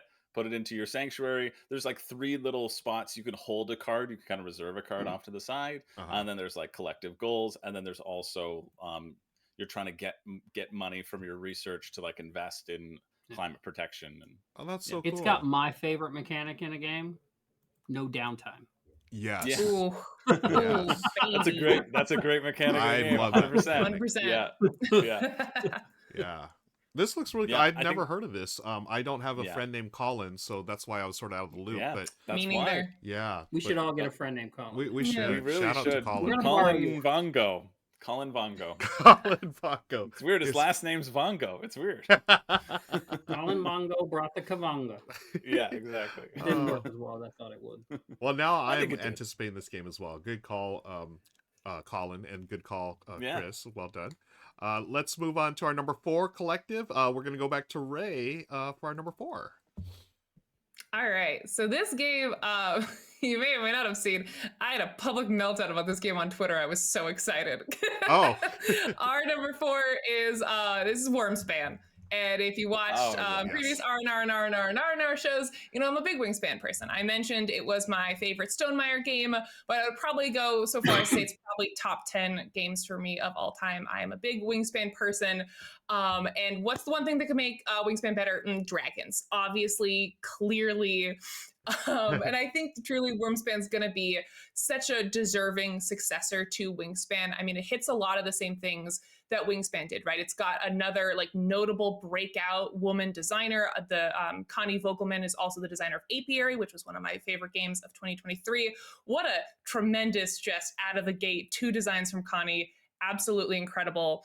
And I also think that this game is going to do what Wingspan did, which is bring new people into the hobby who we might otherwise have missed. Because again, it's doing that soft, approachable, really elegant art on top of a theme that is often stereotyped in this industry as being, you know, always like dark and fierce. Like dragons are usually hyper realistic, or they're really cutesy, which is like what Flamecraft did. It's really, I'm very excited to see this elegant, beautiful, it almost looks like watercolor. I don't know if that's correct or not, but it has that appearance. And I think that that is going to attract people for whom like the fantasy and dragon themes that we've been putting out as an industry haven't hit for. And I'm very excited for that. That's a very Wingspan thing, right? Is to expand the hobby and bring new people into it. And then mechanically, this was just announced last week, so I don't have a ton of information on it. Jamie did put out a 3-round playthrough of it that I watched, and from my understanding, it has the same 3-section structured board that Wingspan has. So it's got those 3 different habitats. You are going to be playing down dragon cards left to right, building up a little bit of an engine. I believe there's still engine building involved in that mechanic. I like thematically what they do more with that in this game, which is you're excavating caves for your dragons to live in left to right, as opposed to just play a bird in a tree. I like that you're digging out these spots for the dragons to live in. A couple of other notable changes there. You can get more actions, I believe Jamie mentioned, in the form of coins. You can actually change the action economy. There's obviously a bunch of different resources and sort of worker placement style spots you can go to. Maybe worker placement's the wrong term, but there's other actions you can take that'll differ from Wingspan. And the other really exciting thing is it looks like there's going to be more player interaction than there is in base Wingspan. It appears there's like this dragon guild that you can go to, and you're going to be moving your little tracker around, and you're going to be taking up limited achievement spots, so you can be taking bonuses away from other players directly. Whereas I know one of the big gripes people have with Wingspan, at least the base Wingspan, is that it's kind of a group solo game. There's not a ton of interaction. I'm hoping that Wormspan fixes that problem, but even if it really doesn't to any substantial degree, it's so pretty. It's got dragons. I lost my mind when this game was announced. I was so excited. So that's Wormspan again. It's Connie Vogelman's second game with Stonemeyer, and it's Wingspan with dragons. What is not to be excited about? Yeah. I am so glad that everyone knows about it now because I've been sitting have on you been- knowledge of it for Oh. months and months and months. It's been terrible. Oh my god, I was so excited. Yeah. This looks That was your The- big announcement. Ray took it. Right to- Man, how long were you sitting on that information? This is why no one tells me things early, because I am notorious for if you tell me information, I will tell it to anybody. How long have you known about Wormspan? Quite a while. I'm also notorious for people tell me things and I forget it 5 seconds later. So no one cares if they tell me something. So like, there's a 50% chance the moment he turns around, he has forgotten I ever said it. That's awesome. And I just don't talk to anyone. So Oh, well, there you go. Took a sad turn. yes, I've been Yeah. sitting on this information for several months. Dude, that we're the first people that Robert's gotten a chance to talk to in Right? 2024. Very- That's why getting that people are always social like, I love when interaction. Robert's on streams. I'm like, it's the only time I talk to people. Oh god, no, that's actually so true for me. I swear to God, 80% of my social interaction is like on stream, and it's done some interesting things to my personality. I do want to say before we move on, I really like that Ray was like, listen, when people think about dragons, they think of realism. They think of hyper realistic. I do. Because of all the real life dragons that exist. That's all what- those real You know dragons. what I mean?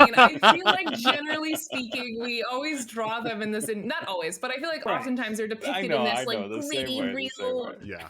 I Yes, actually, the I love, realism of dragons. I love the way they've gone with the art on this. Same. Because Yes. you're right, because dragons often either go into super cute Mm-hmm. or they go into the The D&D, scarier, like- Game of the Or Thrones. the hyper-realistic. strong dragons.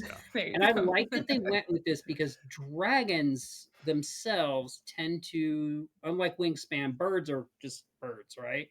And it's very, very mass friendly.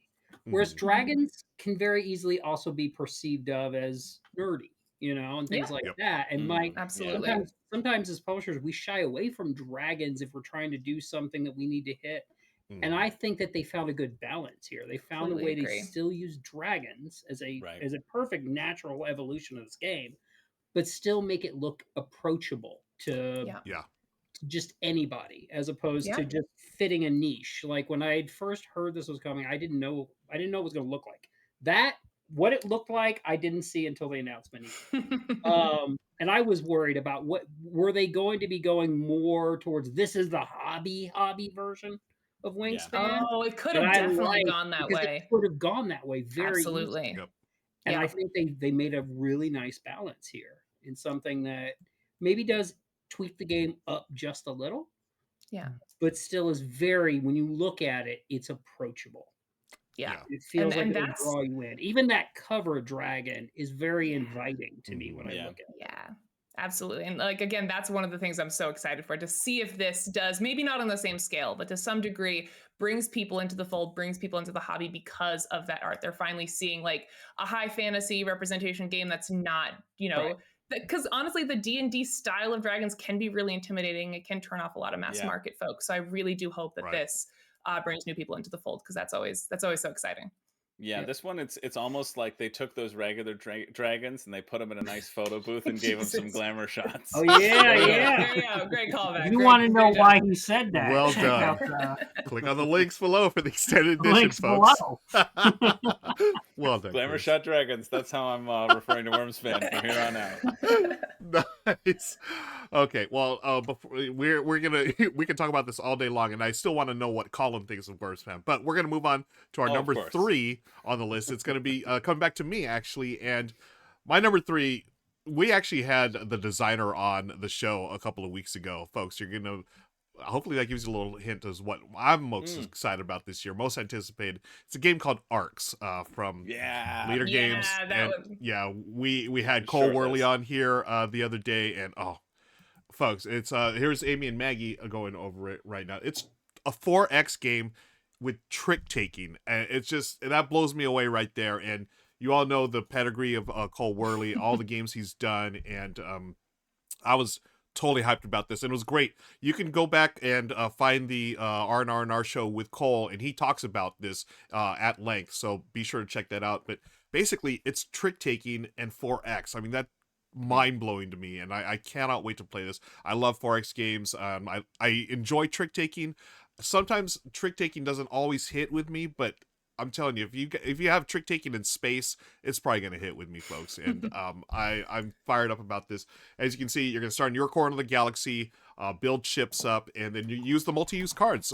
Very similar to Root, his big hit, and even to a lesser extent, Fort, which was also a multi-use card. But oh gosh, I cannot wait to try this. This is, I believe, an early prototype of it, but we know it's gonna be a huge one, and that's why I'm excited for our number 3 collectively, Arcs from Leader Games. Mm-hmm. Yeah, completely agree with this pick. I agree. I think Cole talking about it got me pretty excited, but I was already pretty excited about it. I sort of rank all the campaigns that do $1 million plus every year, and when that year was around, it was like number 3 or number 2 on the list. It looks really good. Yeah, this map, it should be mentioned that this is a completely different map than what the map has actually turned out to be. There's sort of a central area, and then there's kind of branching offshoots. And we talked about that a little bit with Cole when he was on the show as well. Just the differences and the changes. And yeah, this is the map that I was familiar with as well from looking at the Kickstarter. And they function essentially the same, right? But it's that maneuvering around the solar system in different sectors, right? How you represent that is just represented more effectively to use the board space and get more tiny little ships on it in the current map iteration. But yeah, I think this one's going to be great. Oh yeah, absolutely. Cannot wait. So far. Yeah, no, this was something that I completely ignored. I've mentioned before, space themes really don't usually hit for me. I'm not a big space girly, but sitting there slack-jawed listening to Cole talk about this for 40 minutes. I was like, I have to absolutely put this on my buy list for 2024. The way he talked about it completely sold me on it. Mm-hmm. And as you can see here, I don't know if so Kyle Furren is the artist again. He's done all the stuff for Root and Fort. So you got that. It's cute and accessible, but don't let that fool you. It's going to be, a little heavier game than your Gateway, right? So, sort of like Root is. I mean, that Root is basically a war game at its heart, but it's got this super approachable theme and artwork to it. So, yeah, that's our collective number 3, Arcs, and we've got a number 2 from our guest. And just to make sure, I should probably type this out first, right, Robert? Just to make sure. Let's see, number 2. I already know what this game is. Yeah, I think you know what it is. I know what this game is. Let's do it. Let's bring it on. Let's bring it on home. This game is near and dear to my heart. Yes. Oh, I'm so excited. So excited. Same. Okay, our number 2, collectively, and our special guest Robert's going to bring it home. Rock Hard 1977 from DeVere Games. Oh, more DeVere. Listen, I have history with this game, actually. Oh, please share. That's this you on was the almost cover? an Arcane Wonders game. I had originally had this game. I was doing this game, and I couldn't fit it in the timeline for the next 3 years. And I told Jackie, yes, take it to DeVere.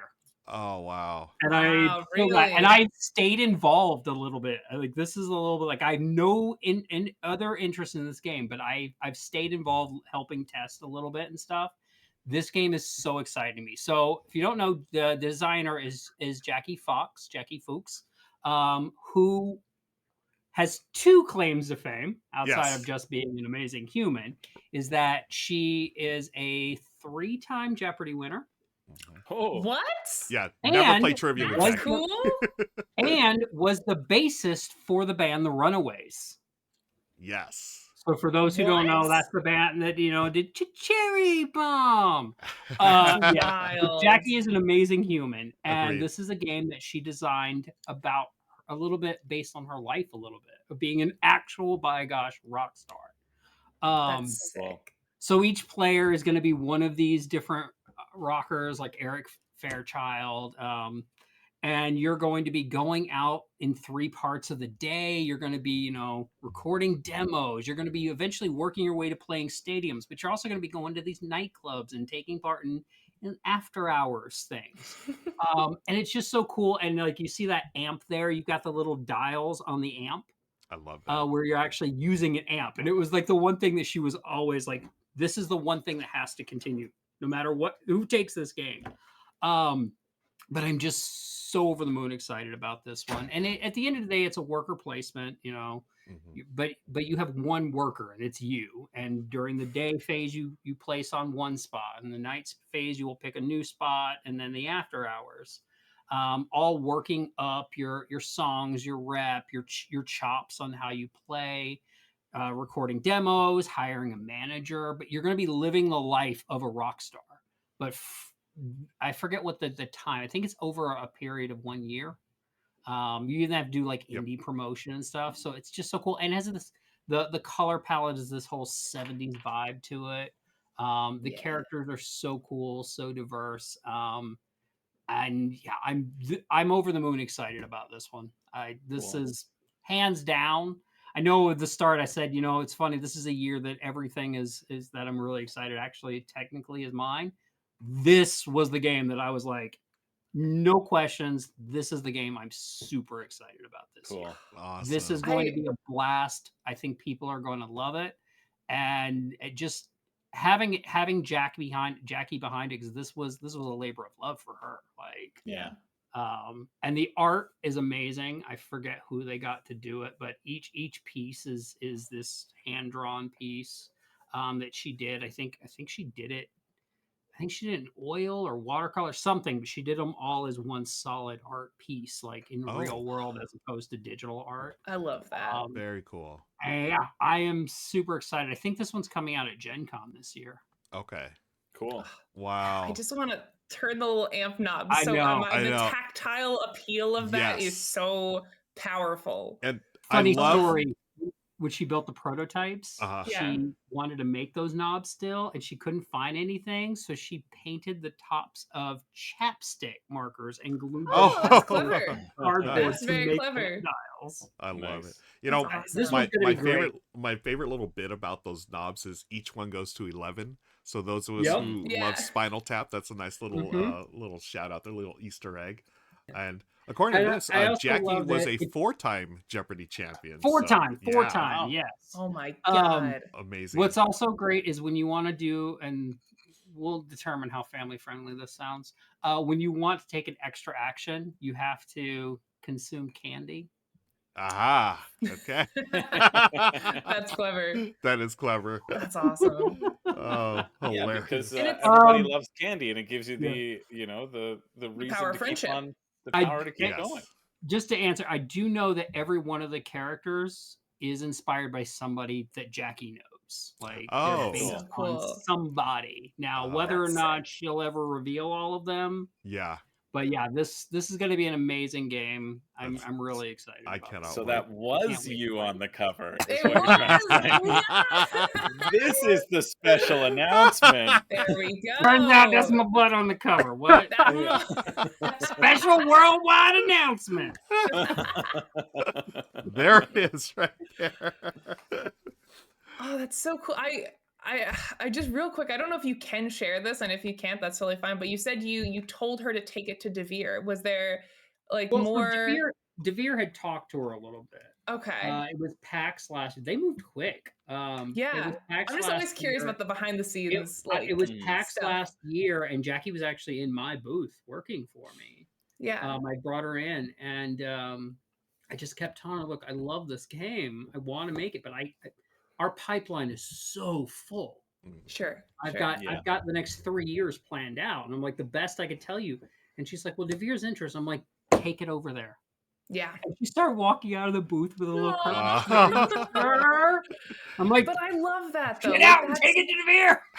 I love stories like that where the industry kind of, I don't know, we help each other out, right? Like you could have like offered her a lot of, like given her a deal or whatever to make her wait several years. But I love that the longer I work in this space, the more I hear those little stories that just really warm my heart, of people just keeping, like, you know, watching each other's backs and looking out for each other. And if that was the right call for her, you told her to go do that, even if that wasn't, you know. She has worked on that game for so long. Yeah, It's been a that's labor. so I cool. had met her playing a prototype of it at like a Dice Tower West. Mhm. So way earlier in that year, and she clearly had poured so much love into this. Yeah. And after all that, you know, as much as I loved it, telling her that, you know, look, it's going to be 3 years for me.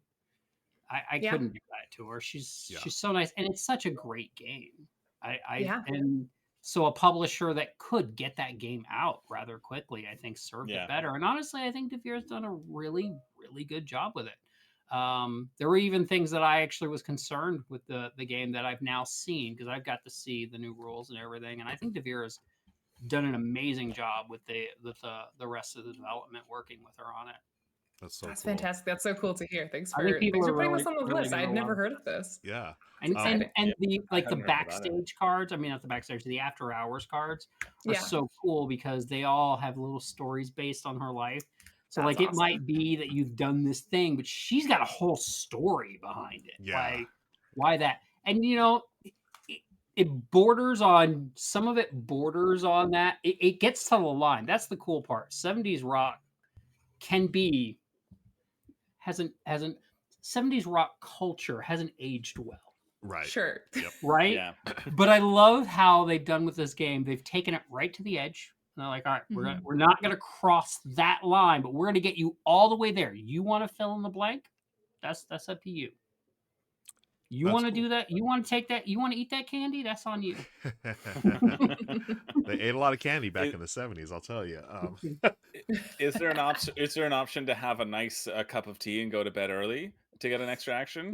Because you get a good night's sleep. You can actually in the night go to bed early, so that way you can get something. You can go first the next round. Wow. That is in fact an action you can take to go to bed early. That's so cute.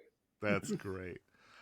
Yeah, just a quick story. Like, I remember on Twitter, like, Jackie was sharing while she was developing it, just photos and like thoughts about the process. So it's really cool to see, you know, very early on what she had in mind. I haven't seen any of the later iterations of this, but it seems like it stayed true to her vision of what she wanted, and it very much did. Yeah, and I love that for her. She is a wonderful person. I've been very fortunate to meet her a couple of times, and I'm very excited to see what she does next. Yeah, I know she is working on other games, Yep. so I'm really, with this being her first official design out there, I'm really excited to see what she does. Yeah, and it's such a cool story. You know, she's had such a life too. Like, her life is poured into this game. Yep.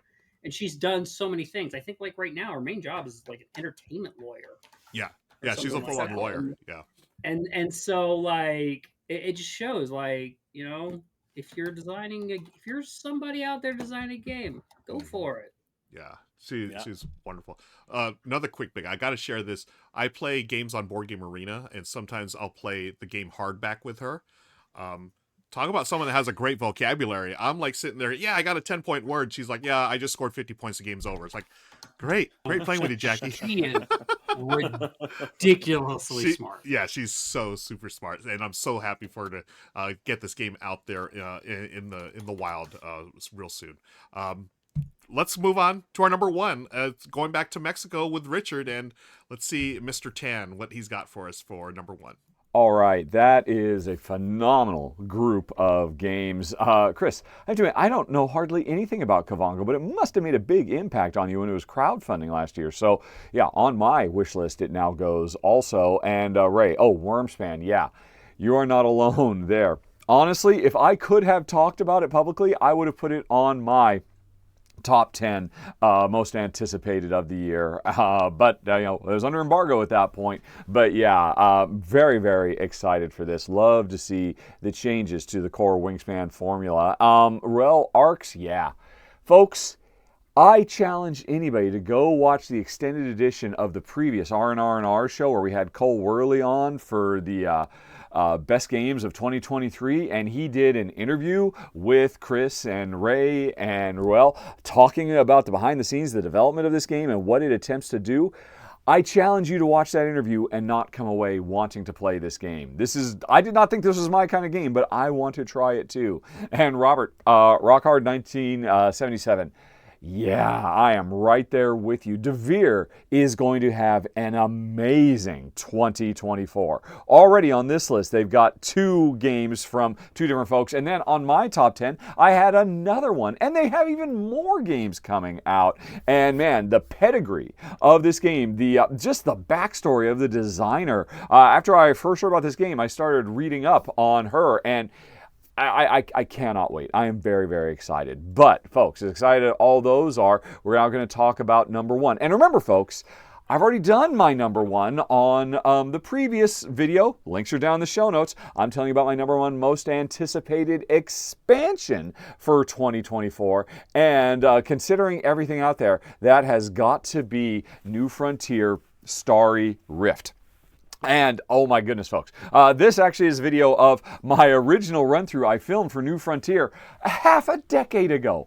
5 years I have been waiting for this expansion. And if you go back and watch my final thoughts for the original New Frontiers, my one big complaint was, boy, this needs more content. And finally, after many, many delays, mostly because of the pandemic and all of that, we are going to be getting a big box with a ton of new planets, objectives, all kinds of stuff. Tom Lehman has really delivered the goods for what was basically Race for the Galaxy, the board game. And for my money, New Frontier is better than Race for the Galaxy, and the only thing it needed is more content, and it's getting it.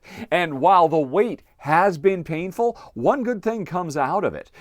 They had extra time, so they decided to implement an entire solo campaign you can play through as well. Kind of based on the system from the solo gameplay they did for Jump Drive, which is Race for the Galaxy Express. And so that is really awesome too. If it had come out, 3 or 4 years ago like it was supposed to, it probably wouldn't have that, but now it does. So even more people will get to see why, for my money anyway, New Frontier eclipses Race for the Galaxy. And those are strong words, I know. And that's it, folks. I'm going to throw back to the gang. But before I do, remember, follow the links down in the show notes or hit that eye in the top right corner of the screen, and you can go to the extended playthrough where there's a lot of fun discussion with Robert in the pre-show and in the post-show. We're going to be talking about some Just Missed It's. I've got a few more expansions I've got to let you know about, folks. So be sure to head over to the extended edition of the show once you're finished here. All right, gang, back to you. Okay, and yeah, New Frontiers, always enjoy that. I love the whole line of Tom Lehman's games, Race for Galaxy, Roll for the Galaxy, New Frontiers, Jump Drive, and getting the new expansion, as Richard says, I think that's going to give that game, again, for those who enjoyed it, breathe new life into the game. And I'm excited for that one. I've always enjoyed all those games. I probably Roll for the Galaxy is my favorite because I love Chuck and Dice, but New Frontiers, another solid entry. So that is our number 1. Hope you all had a great time watching all of our games. Don't forget to, as Richard said, click on the show notes below for the extended edition where we talk about all kinds of stuff. And Chris, you got anything else for us here? Well, that's true. I want to give a shout out to our sponsor, Floodgate Games, and I figure I want to throw an audible at everybody before we leave. I want to get everybody's Robert. I guess you can start, or I can start us off. What's everybody's favorite Floodgate game? To say thank you to our sponsors for doing this. I like doing this for our sponsors because we get to hear chime in. We had Cole, and I forget our other guest who we had when Arcane Wonders was sponsoring it. Yeah, Jamie talk Yeah. about their Jamie top, killed me in that episode. He named a game that's not mine anymore. Yeah. Oh, Oh, no. that's right. Well, we won't be doing that. We won't be doing that with Floodgate, because Oh, boy. I got the list here of we got Sagrada, we got Everything Ever, we got Kites, Decorum, Fog of Love, Blitzkrieg, Caesar, Dogfight. I'm just on their website right now. Holy Festival of Colors, Dome Crushers. I haven't never heard of that one. It says it's sold out. Three Laws of Robotics, Vivid Memories, Epic Resorts, Vault Wars, Legacy Gears of Time. Out of Floodgates, I mean, this might be a pick across the board. So I'm going to say it first. I mean, I just love Sagrada. Sagrada's such a hit for me. Agreed. So like I'd say that would probably be my top Floodgate game, or the games that are on their website currently. Robert, how about you? Due to Daryl being one of my best friends, I believe I'm obligated to say Sagrada, which Sagrada's great. I love it. But I actually think it's Fog of Love. I think that is my favorite Fog game. And I know that wasn't originally their game, and they got it in the last couple of years. I think of their catalog, Fog of Love is my favorite. I just always loved that game. Yeah. Nice. But you, Ray? Yeah. Yeah. I'll follow that up by saying I was probably gonna pick Fog of Love, because I love the concept of that. I've been shouting from the rooftops for years that I want more like relationship based board games, like kind of rom-com dating sim. Like I just feel like that's such a fun theme for a game. Fog of Love is great. I find it a little bit hard to get to the table, so I will go with Decorum instead, which hits a lot of the same, makes my brain light up in a similar way. You can do this sort of narrative storytelling, obviously not as deep as you do with Fog of Love, which is almost like a TTRPG. Decorum, you can still create these little personalities for your character, and I love just being able to slam the table and be like, I hate that lamp. I've never hated a lamp more than I hate that one lamp that you just put there. That's the way I play Decorum. It's a lot of fun. It is, again, you're trying to cohabitate with someone, and you are trying to fill up your house with these various objects, and you each have your own desires for what you want in the house, but it's passive aggression. You can't actually say, hey, I actually don't like green lamps. All you can do is say you either like or don't like people's changes to the house. So it's effectively like a deduction puzzle game with this fun relationship role-playing aspect to it. Cool. I love Lamp. Yeah, I love Lamp. Well, I hate Lamp, so we can't live together, Robert. My pick is also Sagrada, but I do want to shout out Holy Festival of Colors. I think it's a really neat abstract 3D game. If you ever want to play 3D chess, there's your chance to do it. It's a really cool bit of set collection as well. And talk about table presence. That thing is gorgeous on the table. I'm going to give them one bonus. Oh, yeah. Their most underrated game for me that I really love, that I think did not get enough attention, is Cosmic Colonies. Oh. That game is way better than people think it is. It went really under the radar, but it's actually a really nice game. Cool. I really I'll have to try it out. I haven't played it. I think that one doesn't get any notice at all. It had a Kickstarter, I think, and then just kind of fell to the wayside quick. But I think that's a game that if you haven't played from them, you should absolutely give it a shot. Oh, will do, because I have not. Nice. Great. Yeah, I haven't either. Cool. I think I even might have skipped over it in their list as I was just blazing through, because I was like, I haven't heard of that one. Maybe I won't say it. Let's go check it out. Okay. Well, thank you for that. And we want to thank our guest, Robert Geistlinger from Arcane Wonders. Appreciate you. And friends, be sure to click those links below for all the good stuff where you can find us. That was that screen. I'm going to go to this screen here, the outro. We'll talk to you later. Thanks again to our sponsor, Floodgate Games. And till next time, we'll see you later. So long. Bye-bye. And hello, we are back for the post show, folks. Hey, chat, you're back. We're back. Let's. We got a few minutes to chat about whatever and whenever. We are going to share the games that didn't quite make the list. And why don't we? I'm going to throw it over to Richard. I want to see him in his tan. Richard. Richard. Yeah. What games didn't make your list, my friend?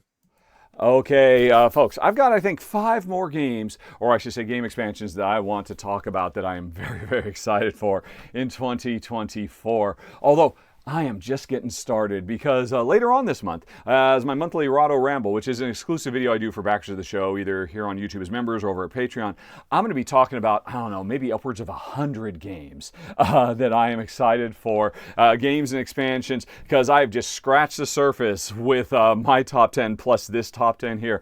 2024 is looking amazing, folks, and so as a thank you to everybody who helps keep Rahdo running, I will be breaking everything down in an epic monthly ramble. But right now, like I said, I think I've got 5 more expansions to talk about that just missed my short list, starting with World Wonders, the Mundo Wonder Pack. Robert, I'm sorry, this didn't quite make the list, and it just missed my top 10 of the year, too. World Wonders is so fantastic. I'm so happy for y'all that it seems to be a really big hit. It did make a lot of people's short list. I mean, heck, I love the game so much, as does Jen. We literally brought it with us. We don't have much room in this RV, but we did make room for World Wonders because we wanted to spend more time with it. And now that you're bringing an expansion with a bunch of new wonders and other stuff, very, very excited for that, of course. But also excited for Anno 1800 Die Erweiterung, which is German for the expansion. Oh man, World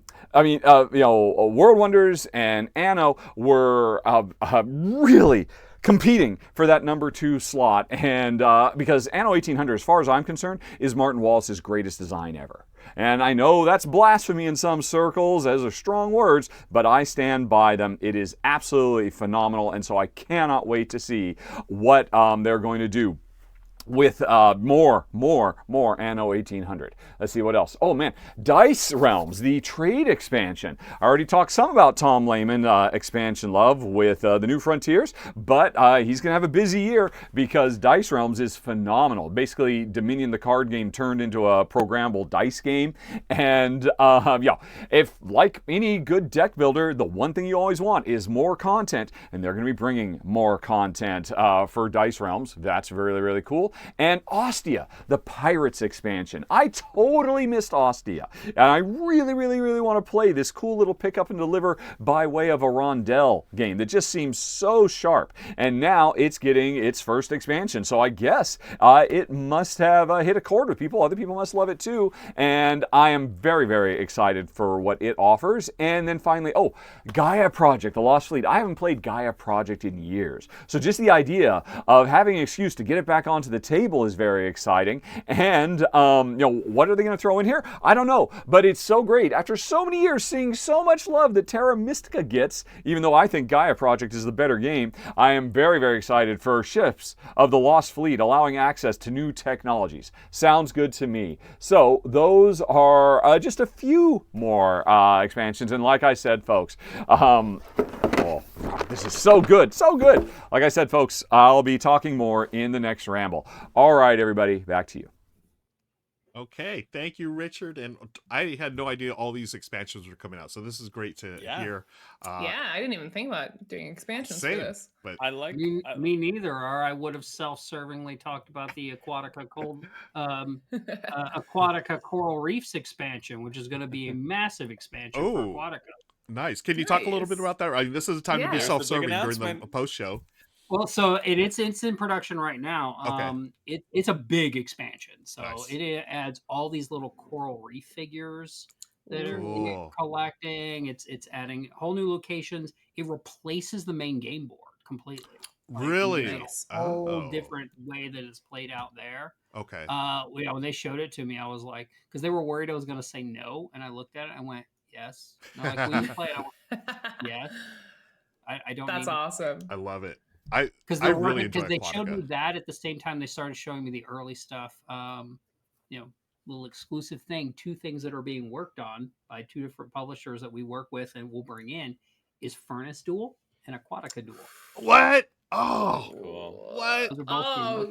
Folks, you heard it here for. Oh my God, Furnace Duel. I can't love tell you Furnace. when they're coming out, but both of those are being actively worked on. But Aquatica Cold Waters. Let's go. Coral Reefs. Who doesn't love Furnace? Aquatica Coral Reefs should be. Hold that thought. I'll be right back. By Origins. But see, that's wild because I find Furnace works really well as a 2-player, and I didn't expect it to. Chris, hold that up again, please. I Oh, like yeah, it you as wanna a see it? 2-player when I'm playing with the expansion. Well, it does work really Ah! well. Spitting image. But it's definitely not nice. It's definitely not as optimal. The base game's not as optimal. Hmm. Now the thing is Yeah, about there we go. in the true tradition of duel games, Furnace Duel is a meatier, Very good. heavier game than Furnace. Nice. Really? Yeah, that Nice. Because we I'm were so discussing, fired we're up. like, every duel game is always heavier Yes. than the original. It always Yep. is. They Yep. always are. I wonder why. I actually never really sat down to think about that before, but Think it's true. It about always it. adds like Every a duel campaign game, or yeah, extra mechanics or something. right. Every duel game Huh. is a heavier version for some Yeah. reason. That's cool. Yeah, I I love hadn't thought that. about that. Yeah.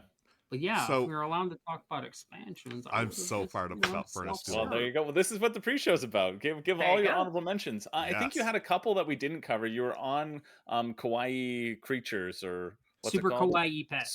Super Kawaii Pets. Yep. And then there was Yeah. another one that I don't want to Vegetable say. stock.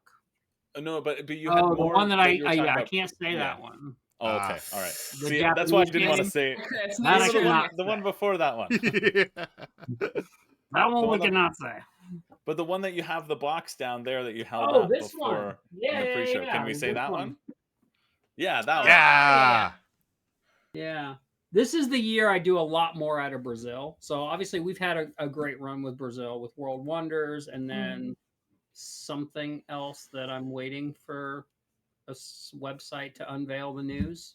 Yeah. But then we've also got this coming out of Brazil. I'm probably doing another game from the same team as this one called Maharaja. Cool. Majora. One of them. Marajara. That was pretty Marajara. close. We're just building up. That's the announcement. Yeah. Yeah, there's a lot of. This is the year that I'm pulling a lot out of Brazil and a lot of Japan games and bringing those in. That's Awesome. awesome. So many cool games coming out of them that those places that never get here.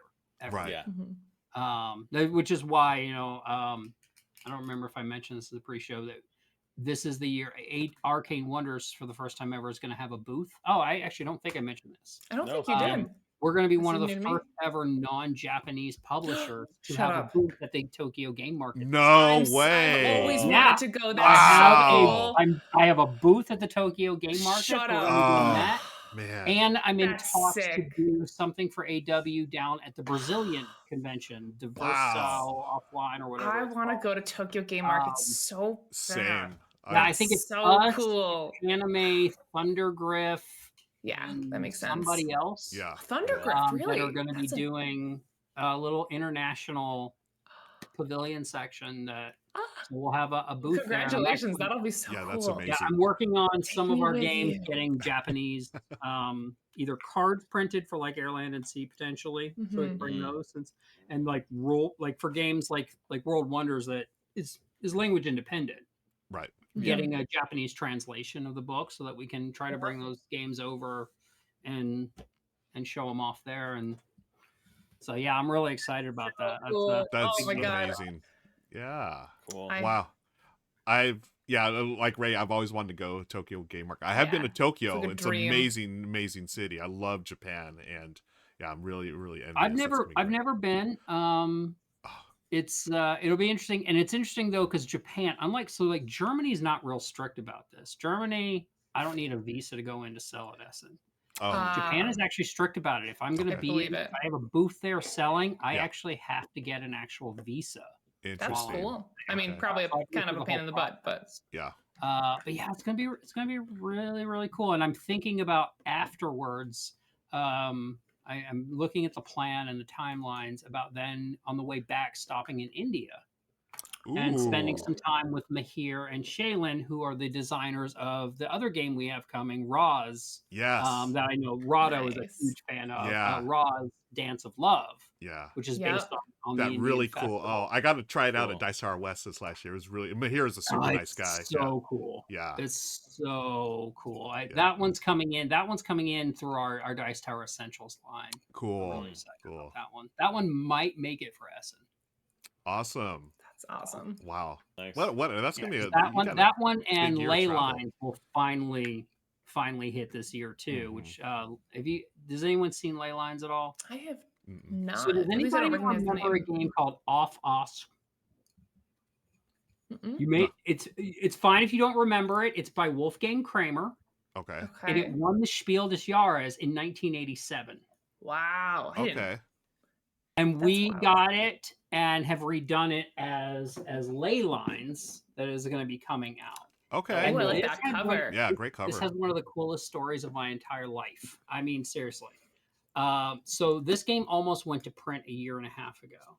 And I'm the only person here who is very familiar with the original game. It is a grandfather of Pick Up and Deliver. I love Mhm. that game. And I'm like, great. And the team all said it was done. They were ready to go to print. And I'm like, great. Can I play it first?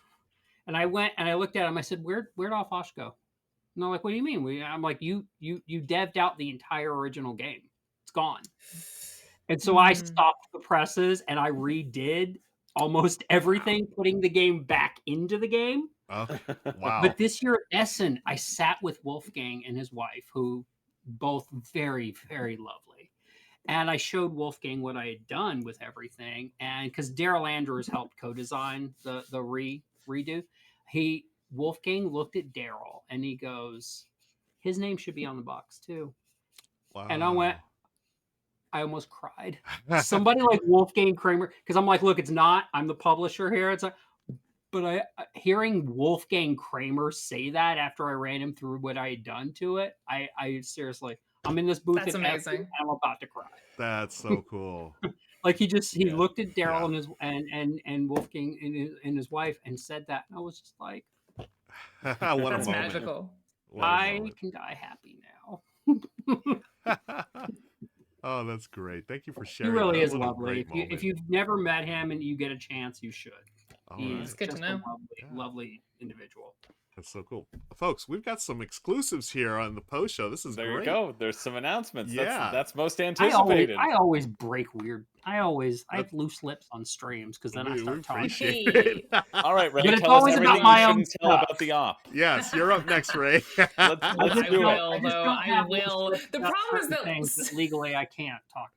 Oh, Yeah, tell us all of it. Come on, it's the last couple minutes. Nobody's stuck Yeah, around. No no, one's until this listening. is now, fine. right? Yeah. Don't look at how many people there are in the chat. It's okay. Chat, you've all gone, right? Okay. Bye, everybody. We'll turn the streams off. We're turning the stream. I hope there's no malfunction here. It's just us hanging out now. I mean, I can tell you that we are currently internally testing and working on a big box for Onitama that you can bring all of Ooh, your I like a big Onitama box. expansions Yeah. into, and included in that box will be Dr. everything Prof, you need you're to everyone play to me. 4-player Onitama. 4-player. Yes, only. 4-player. What? That's super So you cool. get a It took big me a second box to that process allows what you you to bring said. your original Yeah. Onitama, all the expansions, and Okay. it will already inside it have everything you need to expand the game to 4 players. Very cool. That's awesome. That is a project we have been working on internally. Cool. Nice. Very Oh, cool. a lot of people in There chat you excited go. about There's- that too. there's Yep, your- I see there's the the big chat. Thing I haven't announcement. told I see Zen anybody. for Yeah. one saying the R&R and NDA show. We call it a friendier. Listen. Right, Right. I assume you were all under. The Yeah. NDA. Oh yeah. That's right. Yeah, 100%. Do we want to rapid fire any other honorable mentions? Yeah. I like seeing Ostia on Richard's list. That one I thought looked good. Like I haven't played it, but it's like Trajan. It's very Trajan-like. If Okay, you cool. like Trajan, it seems very similar. I have a question Um, for the chat though. Yeah. Yeah, ask So it. Corthane says, but everything in the expansions fit in the original box. I want to know how you got Light and Shadow as well into the original box. I want to know that because I can't make that work. Corthane's got magic. I do want to shout out one game here, and I Mhm. actually sort of spoiled it earlier, but Core of Discovery, a game set in the world of Manifest Destiny. I'm not familiar with the original source material, but I am familiar with those two designers, Jay Cormier and Sen-Fung Lim, who've done some amazing games, Mind Management, and actually one of my all-time favorite 2-player games, Akrotiri. So I see those two names put together, I'm immediately interested in it. They It's also a- did Belfort, and Belfort, that's right. And this is an alternate which history I game. have the rights to and will be coming out in 2025 with a Oh, new version. I love all the Ooh, I love all the exciting. news drops. This is so great, Robert. Can we just have you on every week? I go. want to get all the scoops here. Oh, this is great. So yeah, I'm looking forward to that one. Any others we want to talk about? Any other games, Chris or Ray? That is the longest title I've ever heard, though. Core discovery. Hey, Agents it and the is World of no, Manifest it is Destiny. no Hello Neighbor, the secret neighbor party game, but it's Yeah. long. Yeah, that's a big one. That's a big one. Nice. Yeah, I have one that I want to shout out, which is Kelp, the Octopus v Shark Oh, yeah. game. I got to play that on Tabletop Simulator once, and I really, really loved it. I've only played it the one time, and I didn't back it on Kickstarter, so I'm gonna have to wait for a retail copy of it. Okay. But this is a hidden movement two-player game where one person is playing as an octopus and the other is playing as a shark, and it's got these sort of mahjong style tiles that will represent where the octopus could be, and the shark's going to be basically playing a dice bag builder, trying to find the octopus, and the octopus is playing kind of like a regular deck builder, and it just hits this theme really well. I played as the octopus in my game, and two-player. Yeah. Mhm. I played as the octopus in the game that I played, and you really do feel like you're just like slipping in and out between the kelp, just always a little bit out of reach. That's I neat. haven't gotten to play as the shark yet, but yeah, it's also stunning. It's really, really beautiful, looks and I love gorgeous. hidden movement. It's one of my favorite underrepresented genres of games. So yeah, kelp Cool. was the only one that didn't Do make you- it on my list. Do you find Well- in games like that are asymmetric like Mhm. that, where each one plays wildly different? Super But differently. you Yeah. end up playing as one side or the other every time, forever, till the end of time. I So don't know that I do. Like anytime there's a game that has multiple factions that play Yeah. different, whichever faction I play first, I tend to never play the others ever. Yeah. Yeah. I Yeah. always switch. I'm guilty of that. I I'm always like, I don't want to relearn this game. No, I do that in Root. I always play the same faction over and over again because I'm like, I know this faction really well. I like to play this faction. Yeah. I've never been anything but the cave in Vast ever. Oh. Really. Ever. I've Wow. never played any. Wow. I've never been anything but the cave ever. I mean, I will say, I probably, when I do get kelp eventually, I probably will just always play the octopus because it was so fun to just be like, yoink, to just like little dodge. And Yep. the guy who was playing the shark was getting very frustrated, and it was a lot of just cat and mouse. And I liked being the mouse. That was very Yeah. fun. Yeah. Nice. Nice. What about you, Chris? Any games you want to shout out, or anything that Colin has on his radar? Well, Colin's got a whole bunch, but we don't have time for that. That's the next episode. Good callback, Ruel. Thank you. But Ray, I do before I give my shout outs, I saw in the chat, I think Board Game Breeze said, what about Gnome Hollow? Gnome Hollow also should be a Yes. coming up in 2024. That's Yes, a really it will good be. one. It'll be a Gen Con release from the op. Yeah. I just talked to the designer of that game this morning on the phone. Amon Nice. is and that's another story of like He is. the He industry had being sent lovely. He sent me another of his games that probably y'all looked at. Yeah, I think that I another one. loved. But another publisher has been wanting to sign it and made a deal. Yeah. And I told him, because I love that person over there so much, I am not stealing. Yeah. Oh, that's very benevolent, very kind of you. But yeah, Gnome Hollow. I didn't want to put two op games in this list because that's a little much. I picked Gnome Aqua Hollow because could it's make the my closer short one. list.